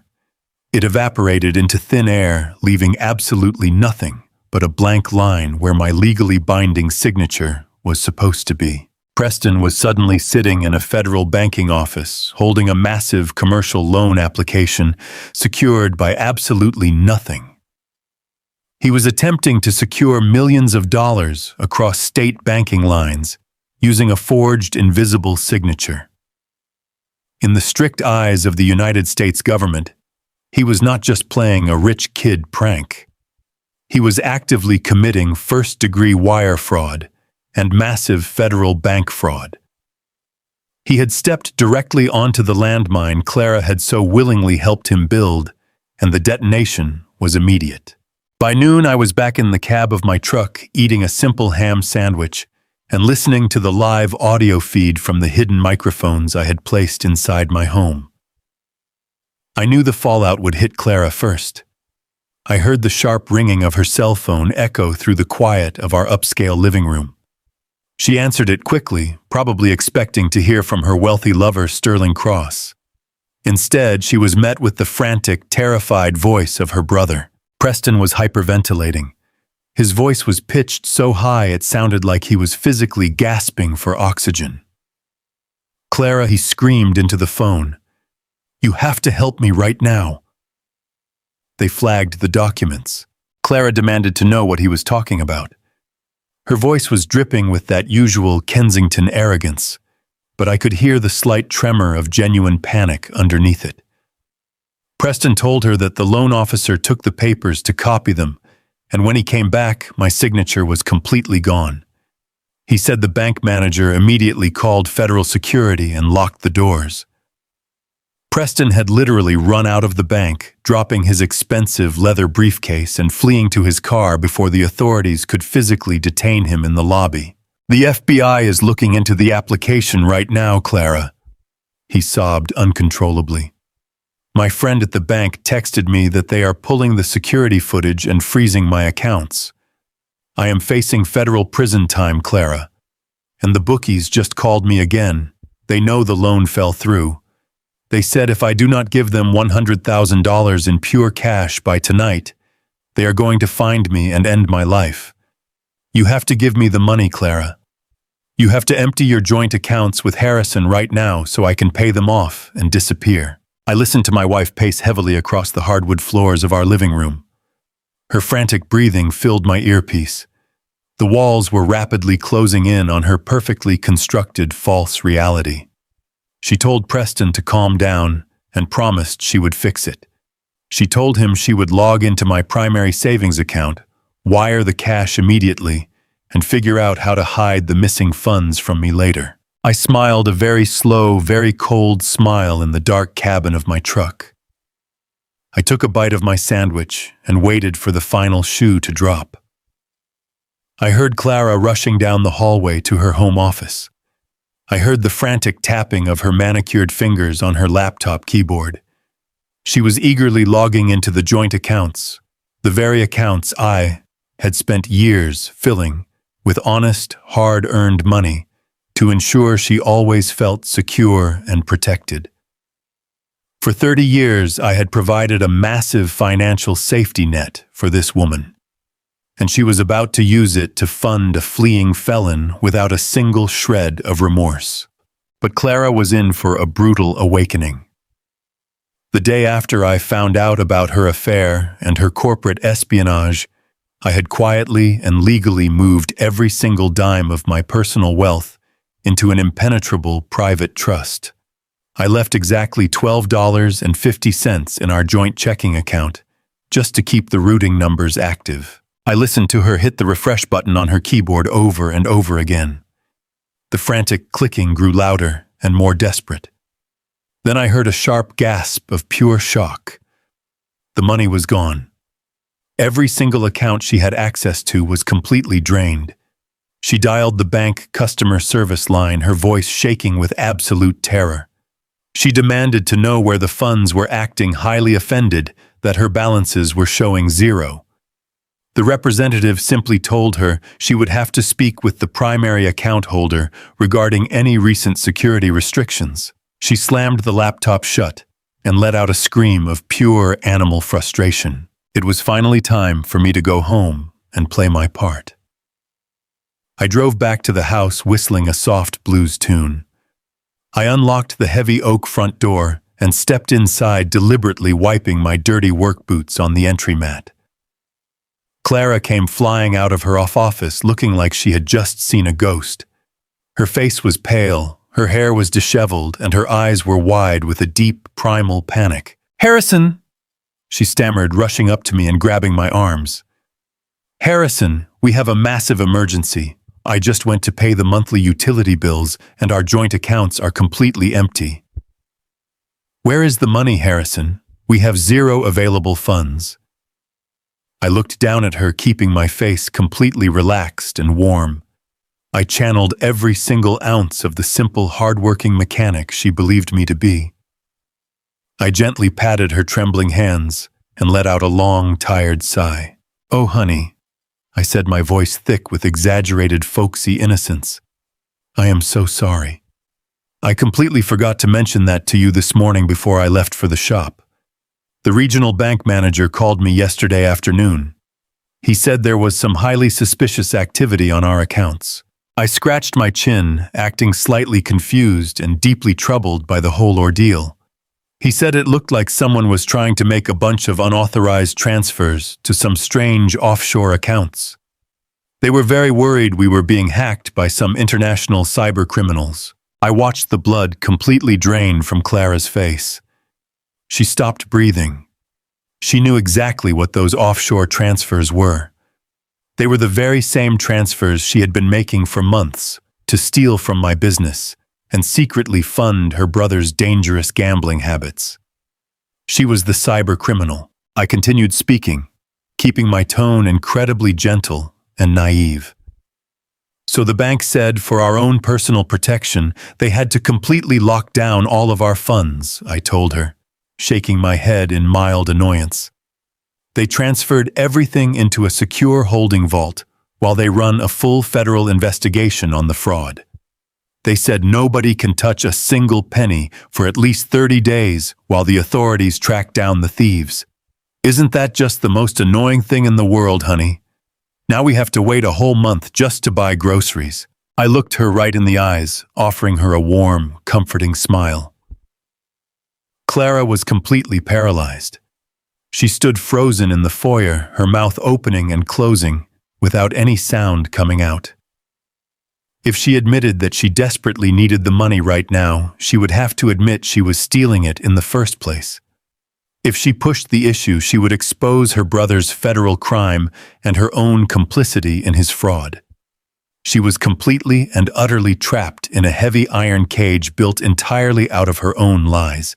She slowly backed away from me, her hands shaking violently at her sides.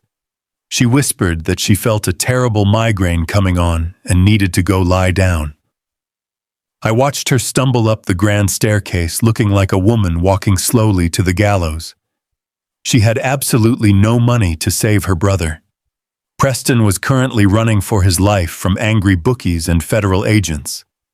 And Clara was stuck in a house with a husband she despised, completely powerless to stop the impending destruction of her elite family name. I stood in the quiet foyer, watching her disappear into the shadows of the second floor. For the very first time in my life, I felt no pity for the woman I had married. I felt no urge to comfort her or solve her problems. When you treat an honest, hard-working man like a disposable tool, you eventually discover that tools can be used to dismantle the very foundation you stand on. I walked into the kitchen, poured myself a tall glass of ice water, and smiled. The trap had snapped shut, and the silence of true justice was the most beautiful sound I had ever heard. It was the Friday morning, right before the highly anticipated Kensington annual charity gala, and the atmosphere inside my upscale suburban home was absolutely suffocating. The thick, humid Georgia heat was pressing heavily against the large glass windows, but the chill inside the kitchen was cold enough to freeze water. I sat quietly at the massive granite kitchen island, holding a simple ceramic mug of black coffee. I wore my usual faded denim jeans and a plain cotton work shirt. My calloused hands were resting flat on the cool stone surface. I was the very picture of a calm, simple man enjoying a quiet morning. But behind my quiet eyes, my mind was operating with the cold, absolute precision of a seasoned predator, watching its prey stumble blindly into a trap. Across the kitchen stood my wife, Clara. She was an absolute wreck. The flawless, sophisticated mask she had worn for the entire duration of our marriage was completely gone. She was pacing back and forth across the hardwood floor like a trapped animal. The dark, heavy circles under her eyes proved she had not slept a single wink the night before. Her expensive silk robe was tied carelessly around her waist, and her hands were shaking so violently that the coffee in her cup kept sloshing over the brim and staining the expensive white fabric. She looked at her cell phone every 10 seconds, her thumbs flying across the glass screen in a desperate, frantic rhythm. She was sending message after message, but I knew perfectly well that she was getting absolutely nothing in return. Her wealthy, arrogant lover, Sterling Cross, was completely ignoring her. He was currently drowning in the massive financial tidal wave I had personally unleashed upon his company. My private equity firm, Apex Phantom, had bought up every single piece of his commercial debt and hit him with a fatal margin call. Sterling was far too busy trying to save his own sinking ship to care about the woman he had used to steal corporate secrets. He had discarded Clara like a piece of trash, and to make matters infinitely worse, her spoiled brother Preston was currently hiding in a cheap motel, terrified out of his mind. The fraudulent commercial loan application he had submitted to the federal bank, using my disappearing signature, had triggered a massive federal investigation. Preston was facing decades in a federal penitentiary for first-degree wire fraud. He had called Clara sobbing uncontrollably in the middle of the night, begging her for the cash she could no longer access.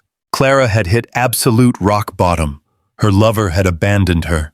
Her brother was a wanted man. Her father, Richard Kensington, was exactly 24 hours away from total bankruptcy. And the joint bank accounts she had relied on to fund her secret treason were completely locked down by my legal team. She had absolutely nowhere left to turn. She was suffocating in a prison built entirely out of her own lies and greed. I took a slow sip of my black coffee and watched her pace. For over a decade, I had treated this woman like an absolute queen. I had brought her into my life when she was failing, and I had given her a foundation of peace and unwavering support. As a black man who had spent his entire life working twice as hard just to earn a seat at the table, I knew the true value of loyalty and respect. I had deliberately hidden my massive $15 billion fortune from her because I wanted to be loved for the man I was and not the bank accounts I controlled. I wanted a real partner. But Clara and her elite white shoe family were incapable of genuine love. They only understood transactions. They only respected power. And because I chose to wear work boots and drive an old Ford truck, she had looked right past my heart and decided I was nothing but a foolish stepping stone. Clara suddenly stopped pacing. She slammed her coffee mug down onto the granite counter with so much force the ceramic chipped. She turned to look at me, and I saw a level of pure, toxic resentment in her eyes that made my stomach turn. She was cornered and desperate, and she needed someone to blame for her collapsing universe. Because she could not blame her rich lover, and she could not blame her criminal brother, she chose the easiest target in the room. She chose the quiet mechanic sitting at the kitchen island. "Look at you, Harrison," she sneered, her voice trembling with absolute venom. "You are just sitting there drinking your coffee like the entire world is not falling apart. My father is about to lose the Kensington legacy tomorrow night. My brother is having a complete mental breakdown. And what are you doing? You are getting ready to go rub grease on old cars for pennies." I did not say a word. I simply set my mug down and looked at her, letting the silence stretch between us. My calmness only seemed to infuriate her more. She took a step closer, pointing a shaking finger directly at my chest. "You are completely useless to me, Harrison," she screamed, her voice echoing sharply off the high ceilings. "You have always been useless. I am drowning in stress, and you cannot do a single thing to help my family. If you actually had some ambition, if you had ever bothered to build a real career instead of playing mechanic in a dirty garage, maybe we would have the money to fix this. But no. I am stuck with a man who thinks making a modest living is something to be proud of. I am completely suffocating in this pathetic, mediocre life of yours." I felt a brief flicker of sadness, but it vanished as quickly as it appeared. I was looking into the eyes of a woman who was completely morally bankrupt. She had absolutely no remorse for stealing my money. She had no guilt for cheating on me in our own home. Her only regret was that she was finally experiencing the consequences of her own horrific actions. She was projecting all of her self-hatred directly onto me. "I need a real man," Clara shouted, her face flushed with frantic anger. "I need a man who understands power and wealth. My father is hosting the charity gala tomorrow night, and the anonymous CEO of Apex Phantom is going to be there. Do you understand what that means, Harrison? A man who controls billions of dollars is walking into that ballroom. That is what real power looks like. I am going to that gala alone tomorrow night. I am going to find that investor, and I am going to do whatever it takes to convince him to save my family. because God knows my own husband is entirely incapable of saving anything. She stared at me, breathing heavily, waiting for me to explode. She wanted me to yell. She wanted me to argue so she could feel justified in her cruelty. But I denied her that satisfaction. I simply looked at her with the cold, steady gaze of a man who has already won the war. I gave her a small, polite nod, picked up my coffee mug, and took another slow sip. You should definitely go to that gala. Clara, I said, my voice completely smooth and untroubled. You should absolutely wear your best dress and find the man with the power. I am sure tomorrow night will be an evening you will never forget for the rest of your life. My total lack of anger seemed to confuse her. She blinked her brow, furrowing for a fraction of a second, before her natural arrogance took over again. She let out a loud, disgusted scoff. You are unbelievable, she muttered, turning on her heel. I am going to the boutique. I am going to max out my credit cards to buy a dress that will actually command respect in that ballroom. Do not wait up for me. She grabbed her designer purse and stormed out of the kitchen.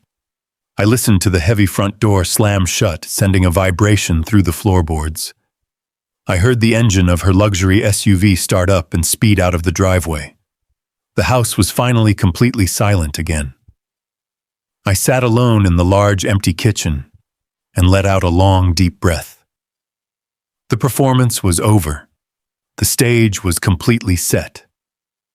Clara was going to buy a dress on borrowed money to impress the very same man she had just called pathetic and useless. The cosmic irony of the situation was almost too perfect to believe. As the sound of her vehicle faded away down the suburban street, my secure, encrypted phone began to vibrate in my pocket. I pulled it out and looked at the screen. It was Desmond, my chief operations officer at Apex Phantom. I tapped the screen and brought the phone to my ear. Good morning, Mr. Caldwell, Desmond said, his voice crisp and highly professional. I am calling to confirm that the final pieces are firmly in place for tomorrow evening. Give me the exact update, Desmond, I replied, my tone shifting instantly from the humble mechanic to the corporate titan. I just concluded a private conference call with Richard Kensington and his lead legal counsel, Desmond reported. I informed them that the board of Apex Phantom has fully approved the $500 million emergency bailout package. I told Richard that the anonymous chief executive officer of our fund will personally attend the Kensington Charity Gala tomorrow night to sign the binding documents in front of the entire assembly. How did Richard react? I asked, looking at my reflection in the dark granite countertop.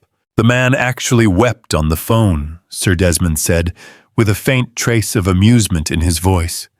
He broke down in tears of absolute joy. He believes his legacy is completely saved. He has already instructed his public relations team to prepare a massive announcement for the middle of the gala. He plans to bring you up on the main stage to introduce you to the entire elite society of Atlanta as the absolute savior of the Kensington family empire. He has no idea who you really are, sir. He is walking completely blind into the ballroom. I closed my eyes and let the reality of the moment wash over me. Richard Kensington, a man who had treated me like a lowly servant for years, was currently crying tears of gratitude for a phantom billionaire. Clara, my treacherous wife, was currently maxing out credit cards to buy a dress to seduce that very same phantom. And Preston, her criminal brother, was hiding from the federal government, completely unaware that the phantom was the one who handed his forged documents to the FBI. They had all dug their own graves, and tomorrow night I was going to gladly hand them the shovels. Make sure our top legal team is present at the gala, Desmond instructed, my voice hard and unyielding.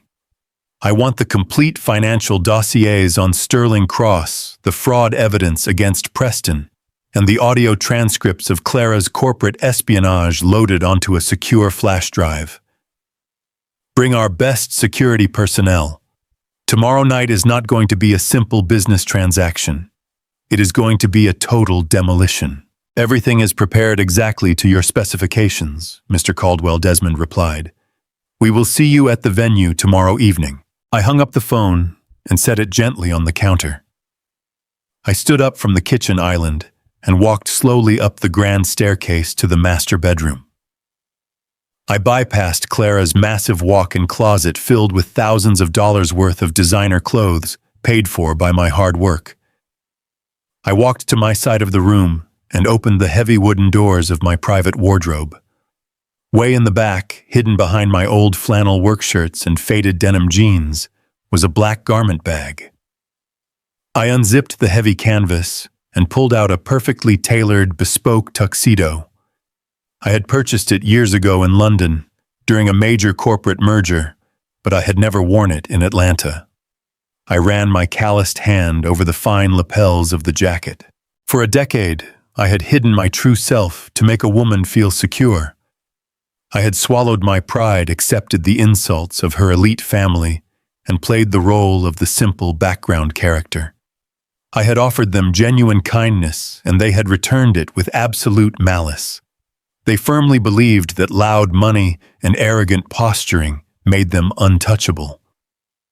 But tomorrow night, I was going to teach the Kensington family a devastating lesson about real power.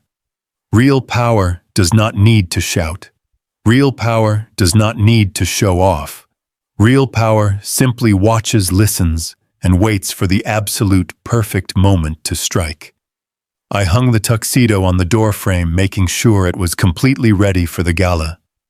The storm had finally gathered its full strength, and tomorrow night, I was going to bring the lightning directly into their ballroom.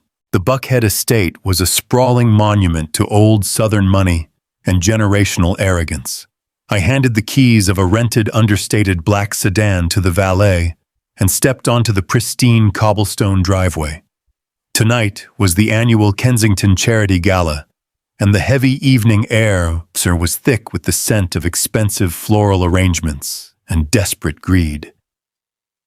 I took a slow, deep breath, letting the cool night breeze fill my lungs. For 30 years, I had played the role of the quiet, humble husband. I had driven my battered Ford truck, fixed up classic cars, and allowed my wife Clara and her elite family to look down their noses at me. They saw my calloused hands and my dark skin, and they immediately assumed I was a man of no ambition and no true worth. They had absolutely no idea that the simple mechanic they treated like a disposable servant had actually built a global shipping logistics empire from the ground up. They did not know I had quietly sold that empire for a massive $15 billion fortune. Tonight, the elaborate masquerade was finally coming to an end. I adjusted the cuffs of my crisp white shirt and smoothed the lapels of my tailored jacket. This was not the stained denim and heavy work boots that Clara was so accustomed to seeing me wear. Tonight I was wearing a $10,000 bespoke tuxedo that I had personally commissioned in London years ago during a major corporate merger. The midnight black fabric draped perfectly over my broad shoulders, and I moved with the heavy, grounded confidence of a man who owned the very ground he walked on. As an older black man who had fought tooth and nail for every single inch of territory I ever gained, I knew the supreme value of moving quietly in the shadows. I had wanted Clara to love the man with grease on his hands. Instead, she had treated that man like a burden and betrayed him in his own home. Tonight, she was going to meet the titan she had completely underestimated. I walked through the massive double oak doors of the mansion and handed my heavy wool coat to a waiting attendant. The grand ballroom was absolutely breathtaking. Crystal chandeliers the size of small luxury cars hung from the vaulted ceilings, casting a warm golden light over the elite society of Atlanta. Waiters in crisp white jackets moved silently through the crowded room, carrying polished silver trays loaded with crystal champagne flutes and delicate, expensive appetizers. A string quartet was playing a soft classical melody in the corner, but the music was nearly drowned out by the low hum of hundreds of wealthy politicians, real estate developers, and corporate executives talking and laughing. These were the people who looked right through a man like me on any normal day. They assumed I was there to clear their plates or park their cars. Tonight, I was there to serve them absolute, unyielding justice. I took a glass of sparkling water from a passing tray and positioned myself near a towering marble pillar at the edge of the room. I let my eyes sweep across the sea of designer silk gowns and tailored suits. It did not take me long to find the very people I was looking for. The architects of my intended destruction were all gathered in this room. But none of them realized that the walls were rapidly closing in around them. Preston Kensington was standing alone near the heavy glass terrace doors, and he looked exactly like a man standing on the trap door of a gallows. For years, Preston had mocked my clothes and my truck. He had laughed at my honest labor while he gambled away his trust fund. But tonight, the smug arrogance was completely gone. His expensive silk tie was loosened, and his collar was thoroughly soaked with nervous sweat. He was holding a glass of dark amber liquor, with hands that shook so violently, the ice cubes rattled loudly against the crystal. He kept darting his bloodshot eyes toward the main entrance, flinching every single time the heavy wooden doors opened. Preston was a dead man walking. He had taken the fraudulent loan documents with my disappearing ink signature straight to the federal bank, just as Clara had instructed him. Now the FBI was circling him like starving vultures. He knew the federal authorities were actively reviewing the forged notary stamps and the completely blank signature lines. He was completely out of options, out of money, and out of time. I watched him drain his glass in one desperate gulp. He was looking over his shoulder, waiting for federal agents to walk through the door and drag him away in handcuffs. The sheer terror radiating from his body was a beautiful thing to witness. My gaze drifted slowly across the crowded room and finally landed on my wife. Clara was standing near the grand, sweeping staircase, and she looked absolutely frantic. She had followed through on her spiteful threat to max out her credit cards just for this event. She was wearing a stunning emerald green gown that hugged her figure perfectly. Her hair was styled in elaborate cascading waves, and heavy diamonds glittered around her neck and wrists. To the casual observer, she looked like a billionaire socialite without a single care in the world. But beneath the expensive fabric and the flawless makeup, I could see that she was completely crumbling into pieces. She was clinging desperately to the arm of Sterling Cross, her arrogant, wealthy lover. But Sterling was not the confident corporate shark he had been a few days ago, when they were laughing in my living room and plotting to steal my auto shop. His face was pale and drawn tight with overwhelming stress. The dark, heavy bags under his eyes perfectly matched the primal panic in his rigid posture. My private equity firm, Apex Phantom, had completely choked the life out of his company. We had anonymously bought up his entire portfolio of commercial debt and issued a massive margin call that he could not possibly pay. He was facing total financial ruin and public humiliation by Monday morning. I watched the two of them argue in hushed, frantic tones near the staircase. Clara reached up to touch his face, trying to offer him comfort, trying to salvage the toxic romance they had built on the foundation of my stolen money. Sterling violently swatted her hand away. His face twisted with absolute disgust as he muttered something sharp and cruel directly into her ear. He did not care about her beautiful green dress or her sparkling diamonds. He only cared about saving his own skin. He had demanded that she steal more insider information from her father to stop the impending Apex Phantom bailout. But Clara had failed him. Her joint accounts were completely frozen by my legal team, and her leverage was entirely gone. I watched Sterling turn his back on her in the middle of the ballroom, leaving her standing completely alone in a sea of people. She wrapped her arms tightly around her own waist, looking so small and incredibly pathetic. This was the glorious golden future she had burned our marriage to the ground to achieve. Her grand betrayal had rewarded her with absolutely nothing but isolation and terror. I took a slow sip of my water and stepped away from the cold marble pillar. I walked deliberately into the center of the room, letting the bright light from the chandeliers catch the sharp, immaculate lines of my tuxedo. I moved with the steady, grounded confidence of a man who held the absolute power of life and death over every single person in the room. I did not rush. I simply walked forward and let the crowd naturally part around me as I made my way toward the front of the grand stage. Clara was frantically scanning the crowd, searching the room for anyone who could possibly offer her a lifeline, when her eyes suddenly locked directly onto mine. The physical reaction was immediate and profound. She froze completely still, as if she had been struck by lightning. Her jaw actually dropped open, and the warm color drained rapidly from her perfectly powdered cheeks. She blinked rapidly over and over again, as if she simply could not process the visual information her brain was receiving. She was looking for the quiet, simple mechanic she had left at home. But the man standing before her was radiating pure, unadulterated power. Her initial shock quickly morphed into absolute livid fury.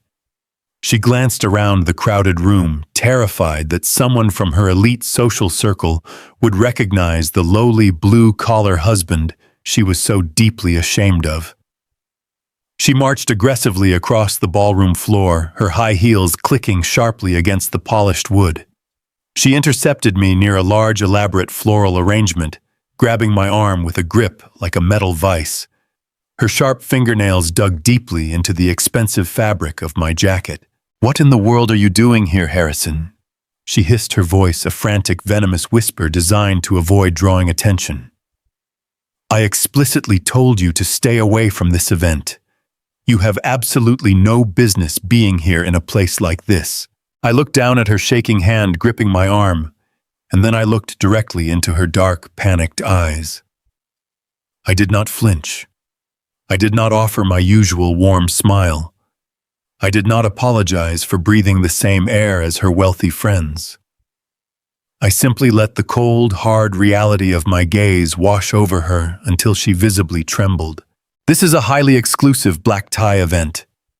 Clara continued, her chest heaving with rapid, panicked breaths. "The anonymous investor from Apex Phantom is going to be here tonight. The man who is going to save my family is walking into this room at any moment, and you are going to ruin everything. You will never be like him, Harrison. You are going to embarrass me in front of the most powerful people in Atlanta. You need to turn around, walk out those doors, and go back to your dirty garage before my father sees you." She pulled desperately on my arm, trying to physically steer me toward the rear exit of the ballroom. But I stood rooted to the floor like a solid brick wall. I did not move a single inch. I slowly raised my right hand and calmly brushed her fingers off my sleeve. I did it with the casual, dismissive grace of a man brushing away a mildly annoying insect. "I think I will stay right here, Clara," I said, my voice completely smooth and perfectly steady. "I hear the entertainment tonight is going to be absolutely spectacular." Clara stared at me, her eyes wide with confused, blinding rage. She opened her mouth to hurl another barrage of insults at me, to remind me of my poverty and my lack of ambition. But before she could speak a single word, the heavy crystal chandeliers above us began to dim. The low hum of the crowd slowly faded into a respectful, expectant silence. A bright white spotlight illuminated the grand wooden podium at the front of the ballroom stage. Richard Kensington stepped up to the microphone. Clara immediately turned her attention away from me and focused entirely on her father, her own panic momentarily suspended by the massive gravity of the moment. Richard looked much older than his 68 years. His face was lined with deep, permanent stress, and his hands visibly shook as he adjusted his notes on the podium. This was a man who had spent the last month staring directly into the dark abyss of total corporate bankruptcy. He had faced the complete destruction of his family name and the loss of his entire commercial real estate empire. He had been rejected by every bank and mocked by his rivals. But tonight, he was wearing the relieved, triumphant smile of a man who had just been miraculously pulled from the burning wreckage of his life. "Ladies and gentlemen," Richard began, his voice echoing loudly and clearly through the silent ballroom. "I want to sincerely thank all of you for joining us tonight to support our various charitable foundations. But before we begin the main auction, I have a very special announcement to make regarding the future of the Kensington Corporation." A murmur of excited anticipation rippled through the massive crowd of wealthy investors and socialites. Clara clasped her manicured hands tightly together, pressing them hard against her chest. She was literally praying for her father to announce the corporate bailout. She was hoping against all hope that this anonymous investor would save the company so she could somehow leverage that massive influx of money to save herself and win back her cruel lover. I stood perfectly still, my hands resting comfortably in my pockets, watching the entire pathetic scene unfold with total surgical detachment. As many of you know, the commercial real estate market has been incredibly challenging this year. Richard continued, wiping a heavy bead of sweat from his forehead with a folded white handkerchief. "We have faced aggressive attacks from rival developers. We have faced unprecedented financial hurdles that threatened to close our doors. There were moments in the dark hours of the night when I truly believed the Kensington legacy was going to end on my watch." He paused, gripping the edges of the wooden podium tightly to steady his trembling hands. He looked out at the audience with tears gleaming in his eyes. "But I am incredibly proud and deeply humbled to announce tonight that our legacy is completely secure. We have successfully negotiated a massive $500 million capital injection. Our company has been saved." The entire ballroom erupted into loud, polite applause. Clara let out a sharp, dramatic sob of relief, burying her face in her hands. I casually glanced over my shoulder and watched Sterling Cross, standing a few yards away, run a shaking hand over his pale face. Sterling knew exactly what this announcement meant. He knew the bailout had completely killed his hostile takeover and sealed his own financial doom. The margin call from Apex Phantom was going to absolutely destroy him by Monday morning, and Richard Kensington had just delivered the final fatal blow to his chest. Richard held up his hands, asking the cheering crowd to quiet down so he could finish.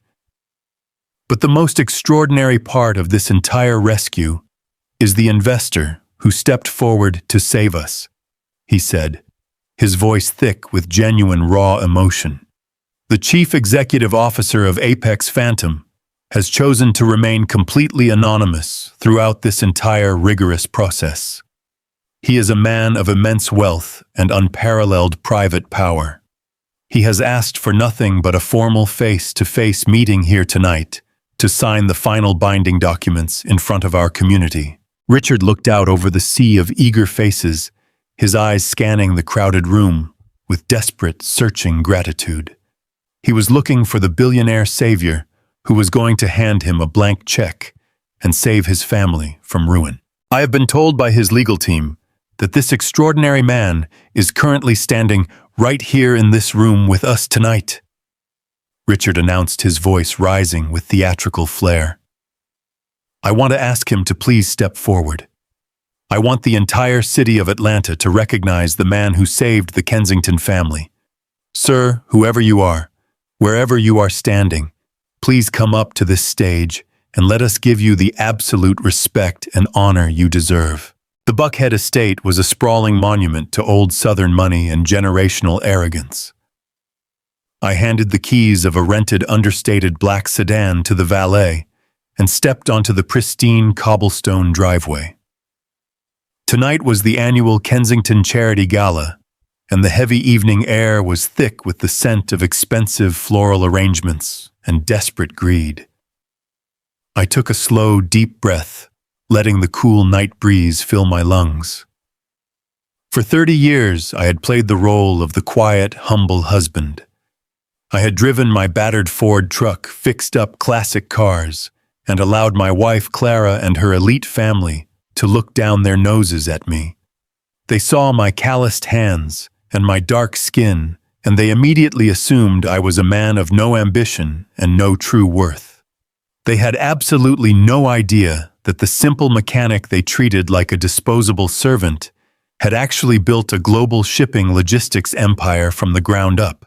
They did not know I had quietly sold that empire for a massive $15 billion fortune. Tonight, the elaborate masquerade was finally coming to an end. I adjusted the cuffs of my crisp white shirt and smoothed the lapels of my tailored jacket. This was not the stained denim and heavy work boots that Clara was so accustomed to seeing me wear. Tonight, I was wearing a $10,000 bespoke tuxedo that I had personally commissioned in London years ago during a major corporate merger. The midnight black fabric draped perfectly over my broad shoulders, and I moved with the heavy, grounded confidence of a man who owned the very ground he walked on. As an older black man who had fought tooth and nail for every single inch of territory I ever gained, I knew the supreme value of moving quietly in the shadows. I had wanted Clara to love the man with grease on his hands. Instead, she had treated that man like a burden and betrayed him in his own home. Tonight she was going to meet the titan she had completely underestimated. I walked through the massive double oak doors of the mansion and handed my heavy wool coat to a waiting attendant. The grand ballroom was absolutely breathtaking. Crystal chandeliers the size of small luxury cars hung from the vaulted ceilings, casting a warm golden light over the elite society of Atlanta. Waiters in crisp white jackets moved silently through the crowded room, carrying polished silver trays loaded with crystal champagne flutes and delicate, expensive appetizers. A string quartet was playing a soft classical melody in the corner, but the music was nearly drowned out by the low hum of hundreds of wealthy politicians, real estate developers, and corporate executives talking and laughing. These were the people who looked right through a man like me on any normal day. They assumed I was there to clear their plates or park their cars. Tonight, I was there to serve them absolute, unyielding justice. I took a glass of sparkling water from a passing tray and positioned myself near a towering marble pillar at the edge of the room. I let my eyes sweep across the sea of designer silk gowns and tailored suits. It did not take me long to find the very people I was looking for. The architects of my intended destruction were all gathered in this room, but none of them realized that the walls were rapidly closing in around them. Preston Kensington was standing alone near the heavy glass terrace doors, and he looked exactly like a man standing on the trapdoor of a gallows. For years, Preston had mocked my clothes and my truck. He had laughed at my honest labor while he gambled away his trust fund. But tonight, the smug arrogance was completely gone. His expensive silk tie was loosened, and his collar was thoroughly soaked with nervous sweat. He was holding a glass of dark amber liquor with hands that shook so violently the ice cubes rattled loudly against the crystal. He kept darting his bloodshot eyes toward the main entrance, flinching every single time the heavy wooden doors opened. Preston was a dead man walking. He had taken the fraudulent loan documents with my disappearing ink signature straight to the federal bank, just as Clara had instructed him. Now the FBI was circling him like starving vultures. He knew the federal authorities were actively reviewing the forged notary stamps and the completely blank signature lines. He was completely out of options, out of money, and out of time. I watched him drain his glass in one desperate gulp. He was looking over his shoulder, waiting for federal agents to walk through the door and drag him away in handcuffs. The sheer terror radiating from his body was a beautiful thing to witness. My gaze drifted slowly across the crowded room and finally landed on my wife. Clara was standing near the grand sweeping staircase, and she looked absolutely frantic. She had followed through on her spiteful threat to max out her credit cards just for this event. She was wearing a stunning emerald green gown that hugged her figure perfectly. Her hair was styled in elaborate cascading waves, and heavy diamonds glittered around her neck and wrists. To the casual observer, she looked like a billionaire socialite without a single care in the world. But beneath the expensive fabric and the flawless makeup, I could see that she was completely crumbling into pieces. She was clinging desperately to the arm of Sterling Cross, her arrogant, wealthy lover. But Sterling was not the confident corporate shark he had been a few days ago, when they were laughing in my living room and plotting to steal my auto shop. His face was pale and drawn tight with overwhelming stress. The dark, heavy bags under his eyes perfectly matched the primal panic in his rigid posture. My private equity firm Apex Phantom had completely choked the life out of his company. We had anonymously bought up his entire portfolio of commercial debt and issued a massive margin call that he could not possibly pay. He was facing total financial ruin and public humiliation by Monday morning. I watched the two of them argue in hushed, frantic tones near the staircase. Clara reached up to touch his face, trying to offer him comfort, trying to salvage the toxic romance they had built on the foundation of my stolen money. Sterling violently swatted her hand away. His face twisted with absolute disgust as he muttered something sharp and cruel directly into her ear. He did not care about her beautiful green dress or her sparkling diamonds. He only cared about saving his own skin. He had demanded that she steal more insider information from her father to stop the impending Apex Phantom bailout. But Clara had failed him. Her joint accounts were completely frozen by my legal team, and her leverage was entirely gone. I watched Sterling turn his back on her in the middle of the ballroom, leaving her standing completely alone in a sea of people. She wrapped her arms tightly around her own waist, looking so small and incredibly pathetic. This was the glorious golden future she had burned our marriage to the ground to achieve.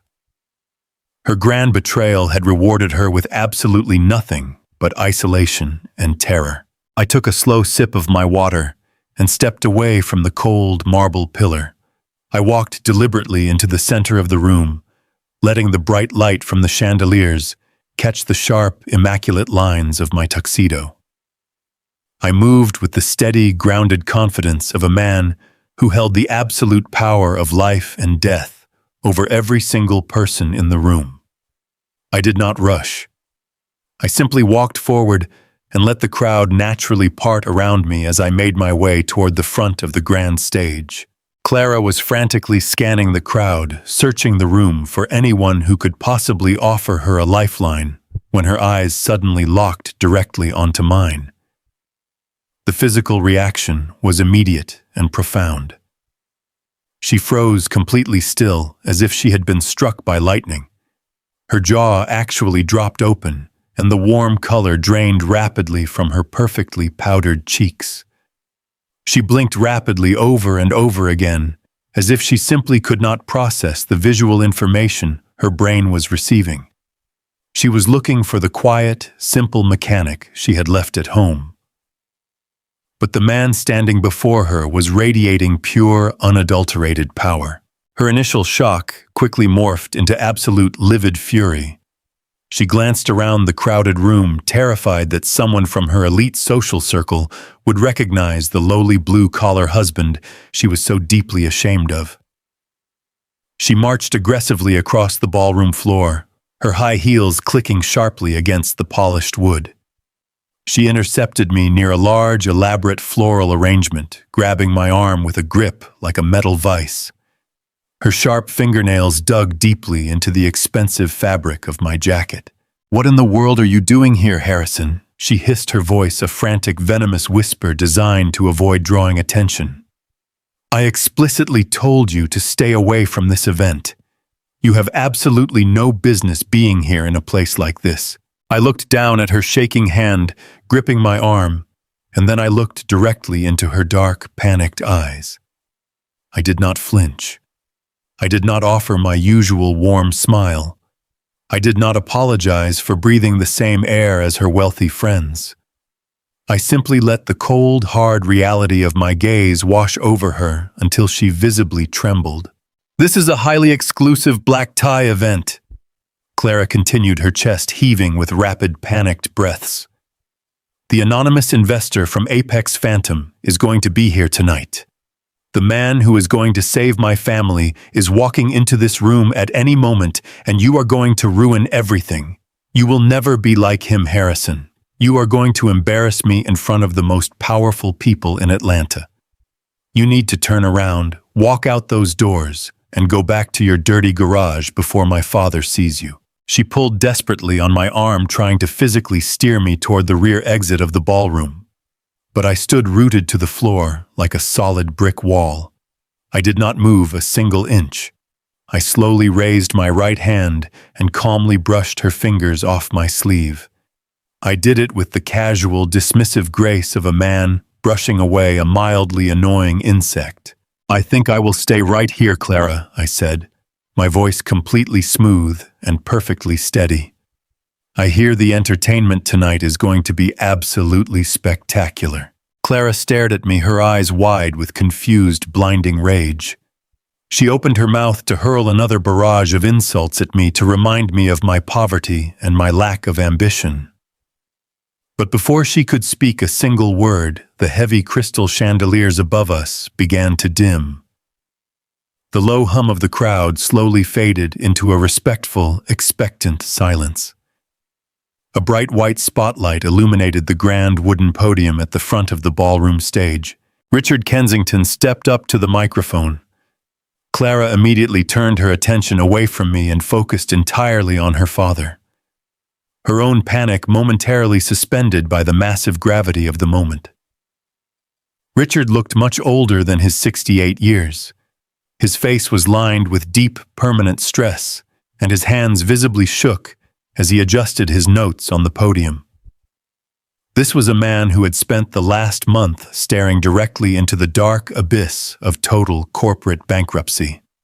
He had faced the complete destruction of his family name and the loss of his entire commercial real estate empire. He had been rejected by every bank and mocked by his rivals, but tonight he was wearing the relieved, triumphant smile of a man who had just been miraculously pulled from the burning wreckage of his life. "Ladies and gentlemen," Richard began, his voice echoing loudly and clearly through the silent ballroom. "I want to sincerely thank all of you for joining us tonight to support our various charitable foundations. But before we begin the main auction, I have a very special announcement to make regarding the future of the Kensington Corporation." A murmur of excited anticipation rippled through the massive crowd of wealthy investors and socialites. Clara clasped her manicured hands tightly together, pressing them hard against her chest. She was literally praying for her father to announce the corporate bailout. She was hoping against all hope that this anonymous investor would save the company so she could somehow leverage that massive influx of money to save herself and win back her cruel lover. I stood perfectly still, my hands resting comfortably in my pockets, watching the entire pathetic scene unfold with total surgical detachment. As many of you know, the commercial real estate market has been incredibly challenging this year. Richard continued, wiping a heavy bead of sweat from his forehead with a folded white handkerchief. "We have faced aggressive attacks from rival developers. We have faced unprecedented financial hurdles that threatened to close our doors. There were moments in the dark hours of the night when I truly believed the Kensington legacy was going to end on my watch." He paused, gripping the edges of the wooden podium tightly to steady his trembling hands. He looked out at the audience with tears gleaming in his eyes. "But I am incredibly proud and deeply humbled to announce tonight that our legacy is completely secure. We have successfully negotiated a massive $500 million capital injection. Our company has been saved." The entire ballroom erupted into loud, polite applause. Clara let out a sharp, dramatic sob of relief, burying her face in her hands. I casually glanced over my shoulder and watched Sterling Cross, standing a few yards away, run a shaking hand over his pale face.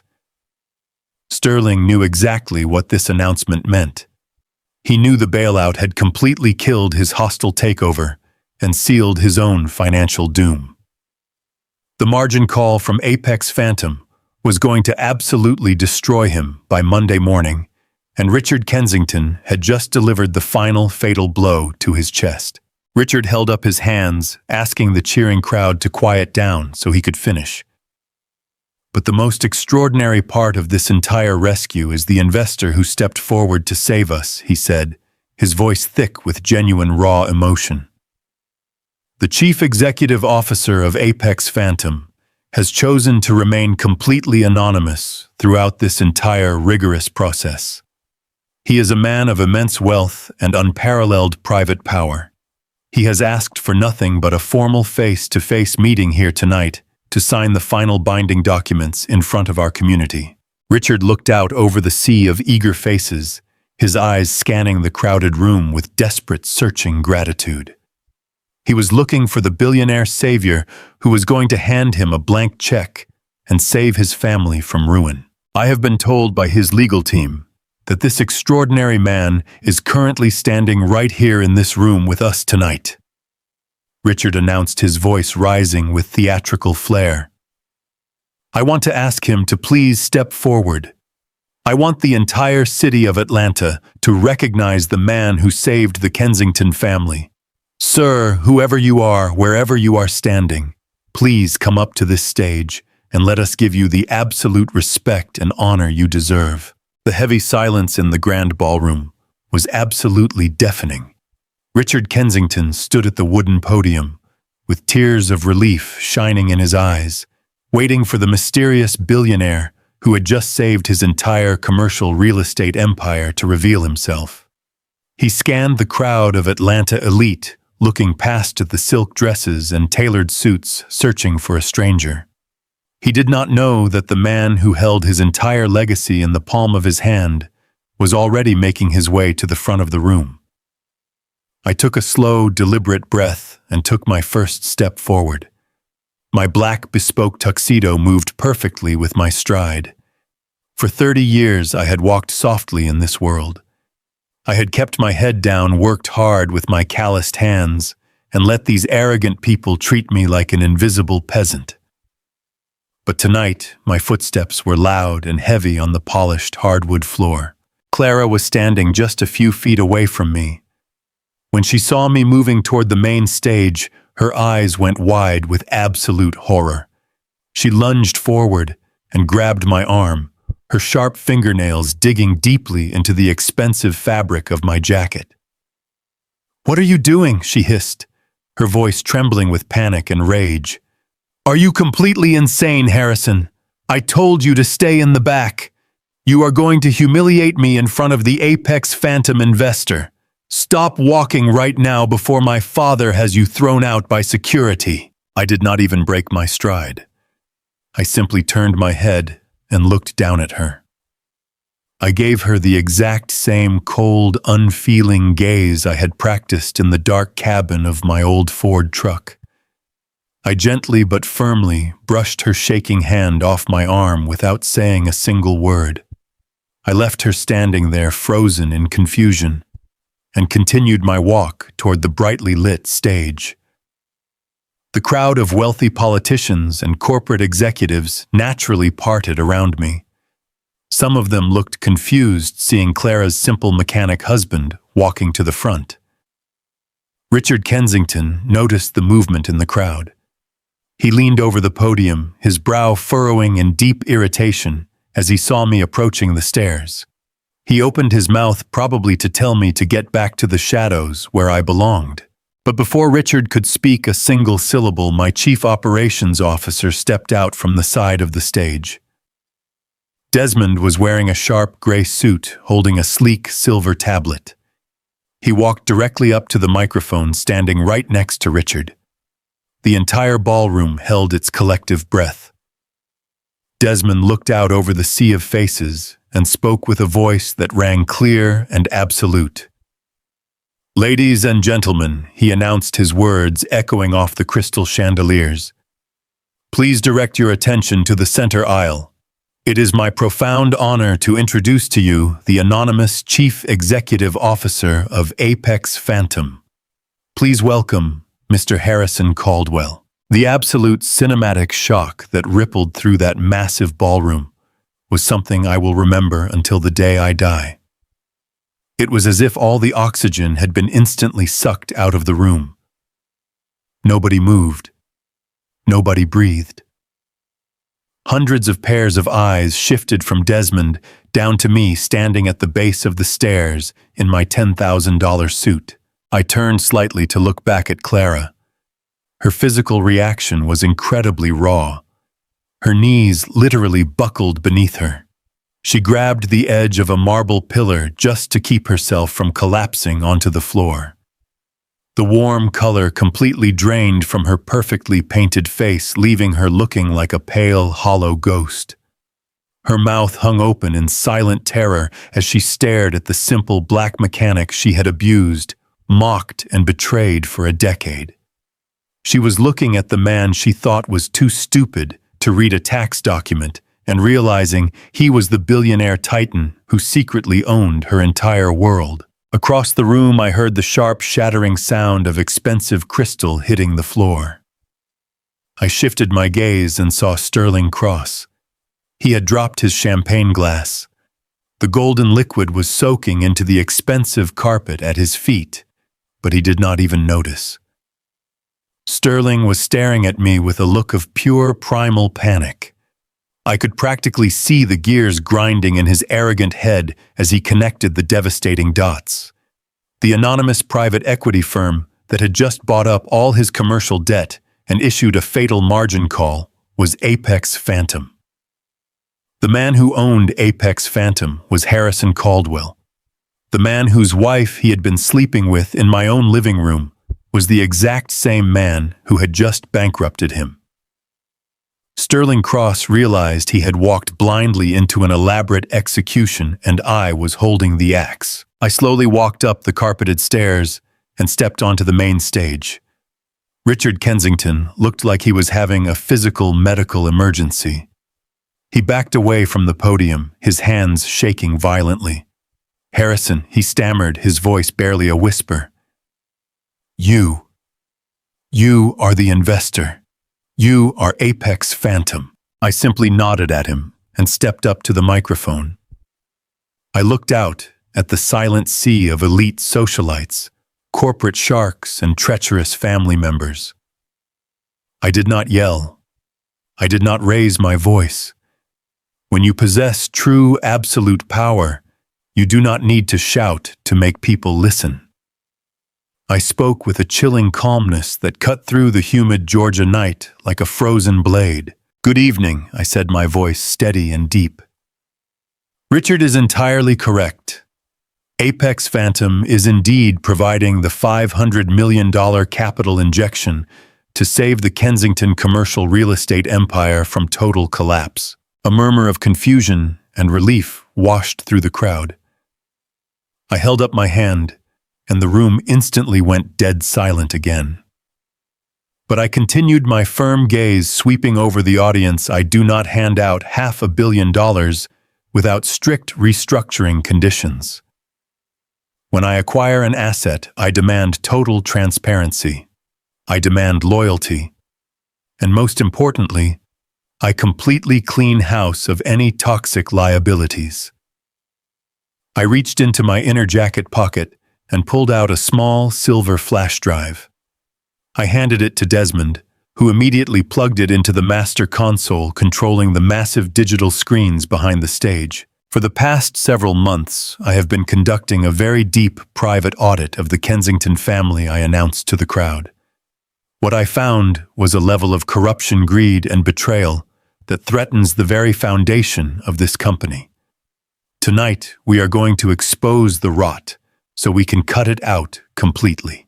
The giant screens behind me flickered to life, The first document, projected in bright high-definition letters, was the commercial loan application Preston Kensington had submitted to the federal bank.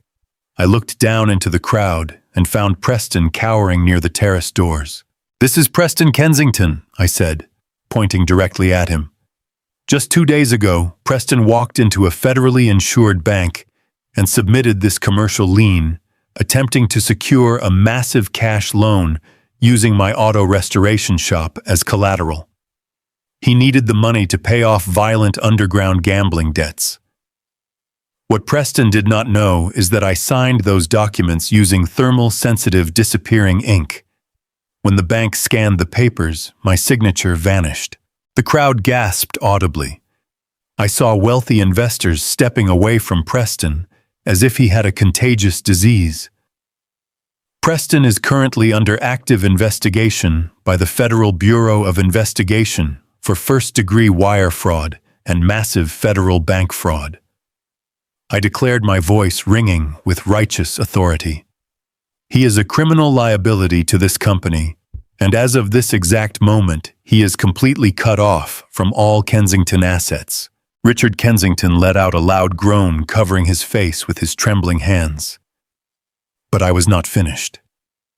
I signaled Desmond again. The screen shifted from the bank documents to a series of highly detailed financial ledgers, offshore bank accounts, and intercepted text messages. Then the audio files began to play over the massive ballroom speakers. The crisp, clear sound of my wife Clara giggling like a schoolgirl filled the room. The entire elite society of Atlanta listened in absolute horror as the audio transcript played her secret conversations with Sterling Cross.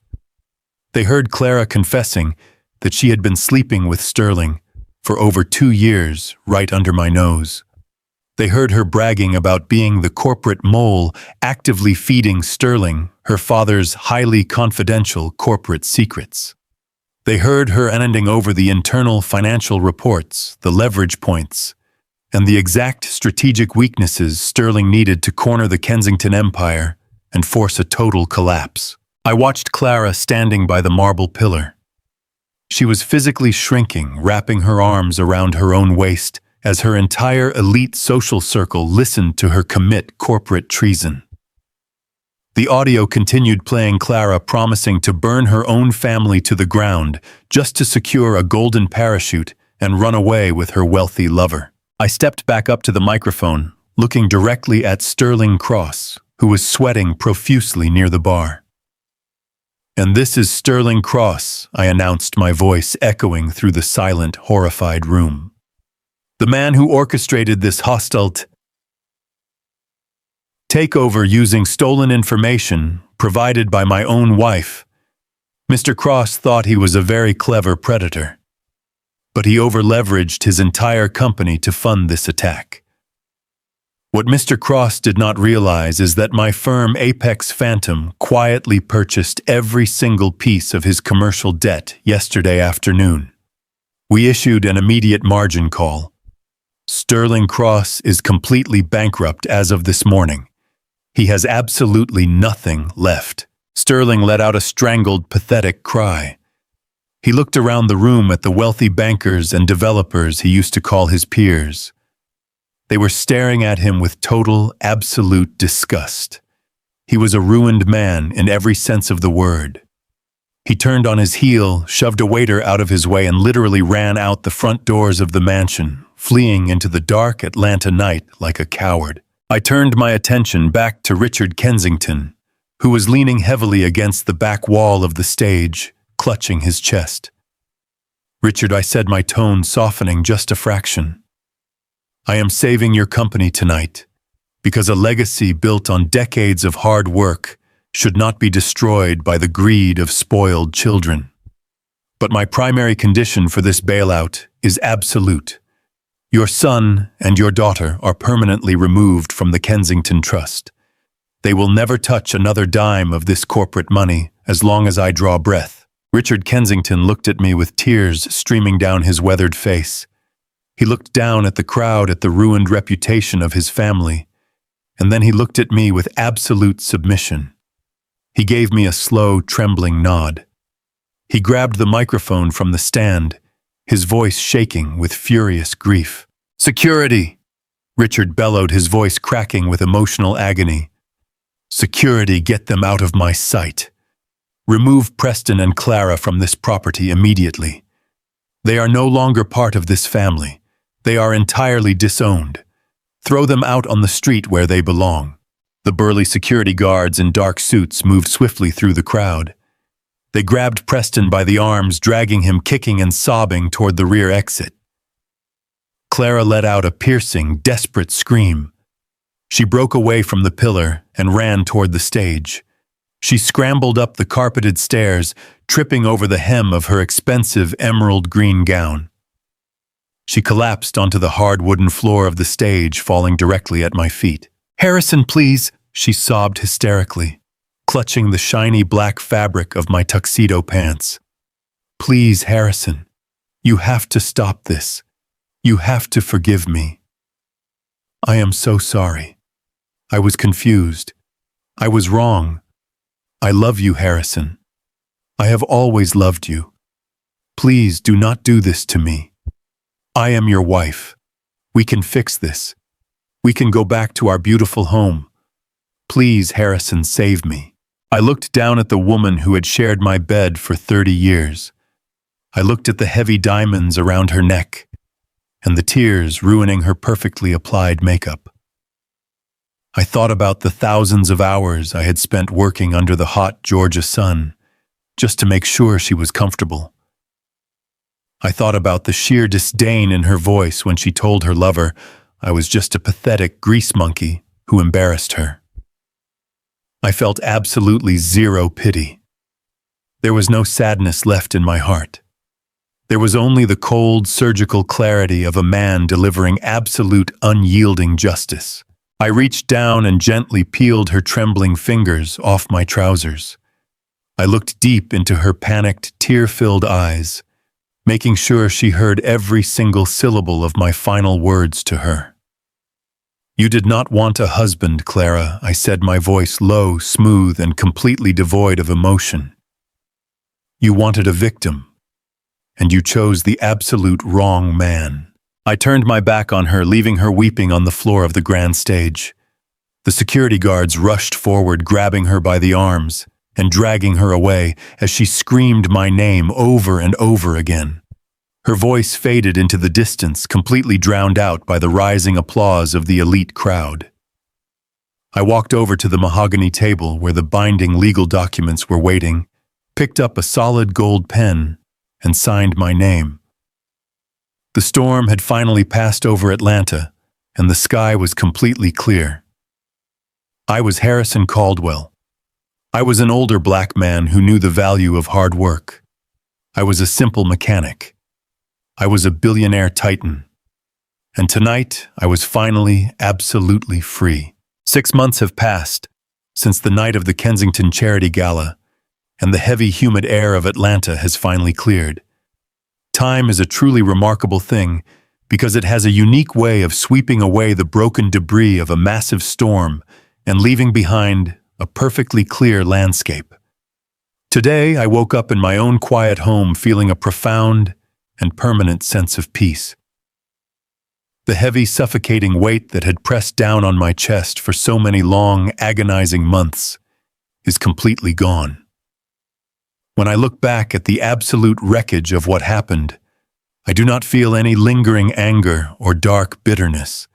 I only feel the calm, quiet satisfaction of a man who stepped back and watched the universe perfectly balance its own scales. Clara got absolutely nothing in the divorce. She desperately tried to fight me in court. She hired the most aggressive and expensive lawyers she could possibly find in the state of Georgia, hoping to drag me through a brutal legal battle and drain my financial resources. But she was entirely unaware of the massive ironclad vault of evidence my legal team had meticulously compiled against her. When we finally sat in that cold, sterile courtroom, and my attorneys presented the high-definition audio recordings of her corporate espionage, her blatant infidelity, and her direct complicity in federal bank fraud, Her expensive lawyers completely stopped talking. They put their pens down and advised her to surrender immediately. The presiding judge looked at Clara with a level of absolute disgust that I will never forget for the rest of my life. Because of her documented attempts to steal my physical property and actively bankrupt her own father, the court swiftly stripped her of any claim whatsoever to my assets. She walked out of that courtroom with nothing but the clothes on her back and a towering mountain of legal debt she could never hope to repay. Today, the woman who used to wear $10,000 emerald silk gowns and look down her nose at my dirty work boots is working a minimum wage retail job at a massive big box store on the dusty outskirts of the city. I heard through the local grapevine that she spends 8 brutal hours a day standing on her aching feet, wearing a cheap, scratchy polyester uniform and a plastic name tag. She has to force a smile and apologize to rude, demanding customers and take orders from shift managers who are half her age. She lives in a tiny, cramped apartment with thin walls and terrible plumbing, drowning in high-interest credit card debt because she foolishly maxed out every single line of credit she had just to buy that designer dress for the charity gala. The sheer poetic justice of her current life is almost hard to believe. She truly thought my honest hard work was a sign of pathetic mediocrity, and now she is permanently trapped in a life of desperate poverty with absolutely no escape. She wanted to swim in the deep waters with the corporate sharks, and those very same sharks completely devoured her. Her brother Preston Kensington is facing a much darker and far more severe reality. The federal government of the United States does not care about your wealthy last name or your exclusive country club memberships when you attempt to commit first-degree wire fraud against a federally insured bank. The disappearing ink trick I used on those fake loan documents worked flawlessly. When the FBI agents raided the bank and seized the paperwork, there was absolutely no trace of my signature anywhere on the pages. Preston had attempted to secure millions of dollars across state banking lines using entirely forged documents to pay off his violent underground gambling debts. He cried and begged for mercy during his federal trial, but the judge handed down a severe multi-year sentence in a maximum security federal penitentiary. Preston traded his tailored Italian silk suits and expensive imported watches for a bright orange jumpsuit and a tiny cold concrete cell. He spends his days surrounded by heavy steel bars and razor wire, completely cut off from the luxurious, comfortable world he thought he owned. His arrogant gambling addiction and his complete lack of a moral compass finally cost him his freedom for the best years of his life. And then there is Sterling Cross. He was the smooth-talking, arrogant corporate predator who honestly thought he could steal my wife and destroy her family empire without breaking a sweat. The exact moment my private equity firm Apex Phantom issued that massive margin call, his entire financial world collapsed like a fragile house of cards caught in a Category 5 hurricane. Sterling could not produce the $40 million in liquid cash required to cover his massive debts. Within a matter of mere days, my financial team completely liquidated every single asset he had ever owned. We legally seized his luxury downtown penthouse, his entire fleet of imported European sports cars, and all of his highly prized commercial properties. We auctioned them all off for pennies on the dollar to recoup our invested capital. Sterling was forced into a highly public and utterly humiliating total bankruptcy. He lost his lucrative company, his professional reputation, and his high standing in the elite society of Atlanta.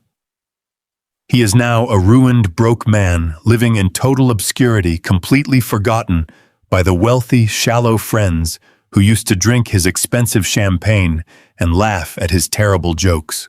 Richard Kensington managed to retain his massive commercial real estate empire. My firm, Apex Phantom, provided the $500 million emergency bailout exactly as I had promised on the stage that night. We aggressively restructured his toxic debts stabilized his failing assets, and saved his long family legacy from total financial obliteration. But Richard is a fundamentally broken and hollow man. He lives entirely alone in that massive, sprawling Buckhead mansion. He officially and legally disowned Clara and Preston, entirely cutting them out of his will and permanently banning them from ever stepping foot on his properties again. He successfully saved his corporate wealth, but he completely lost his own flesh and blood in the process. I have heard that he spends his days walking aimlessly through the quiet, echoing halls of his cold, empty house, surrounded by incredibly expensive paintings and antique furniture, but with absolutely no one to share his life with. He traded his family for his corporate legacy, and now he has to live every single day with the heavy, lonely consequences of that devastating choice. As for me, I am exactly where I have always wanted to be. Early this morning, I woke up, drank a simple cup of black coffee, drove my old, battered 1985 Ford truck, and pulled into the gravel lot of my modest restoration shop on the quiet south side of town. I unlocked the heavy metal doors, turned on the overhead fluorescent lights, and breathed in the deeply familiar, comforting scent of motor oil and old leather. I put on my heavily stained denim apron, grabbed my favorite set of socket wrenches, and slid smoothly under the heavy steel chassis of a beautiful classic 1967 Ford Mustang. The cold metal of the wrench felt perfectly solid and wonderfully familiar in my dark, calloused hand. I have billions of dollars sitting safely in a highly encrypted private trust. I am the anonymous head of a $15 billion global private equity fund. I could easily buy a massive private island in the Caribbean or a fleet of luxury yachts tomorrow morning, if I truly wanted to. But my true peace does not come from the astronomical numbers glowing on my bank account statements. My absolute peace comes from the honest, quiet, physical work of my own two hands. I find a deep, profound joy in taking a machine that is broken, rusted, and forgotten, and slowly, meticulously bringing it back to life. There is an incredible satisfaction in turning a stubborn bolt, tightening a loose engine belt, and listening to an old classic motor roar back to life after decades of cold silence. This simple auto shop is my ultimate sanctuary. It is the one safe place in this world where the loud, toxic noise and the desperate greed of the outside society cannot ever reach me. I did not let Clara or Sterling Cross or the entire toxic, arrogant Kensington family poison my soul. I did not allow their deep malice and their cruelty to turn me into a bitter, resentful man.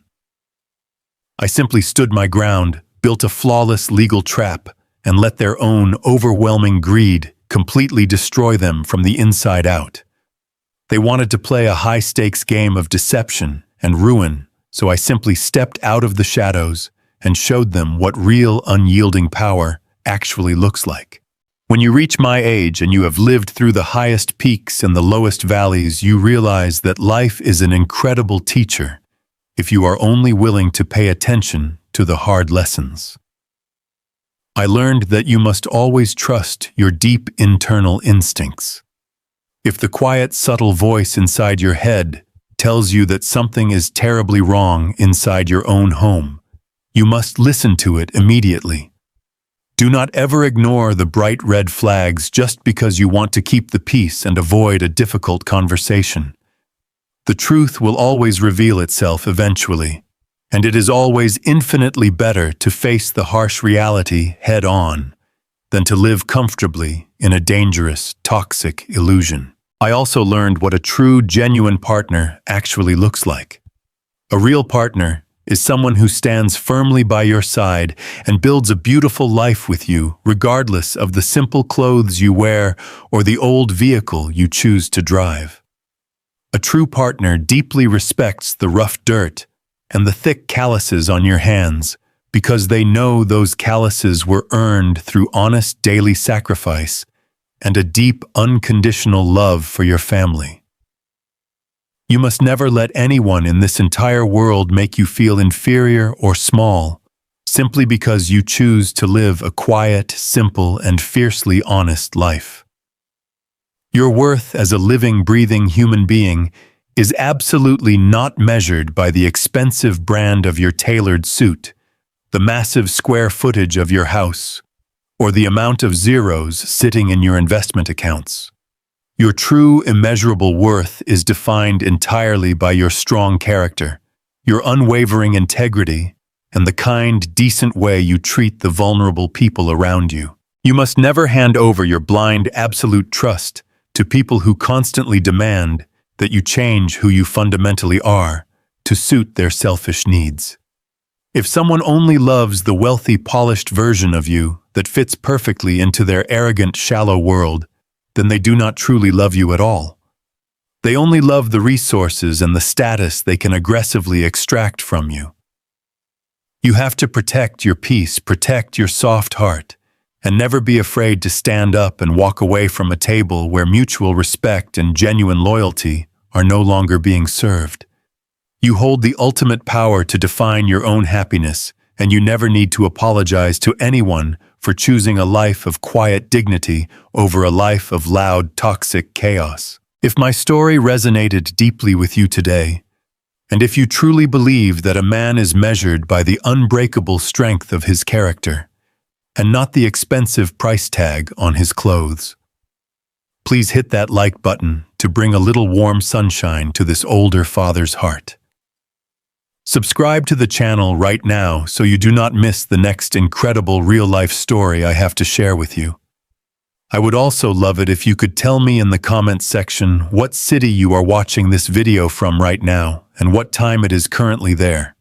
It makes me really happy and grateful to know exactly which corner of the country or the world is listening to my words and what time of day it is for you. Your continued kindness and support bring immense joy to this old man's heart. Thank you so much for listening, and I will see you in the next story.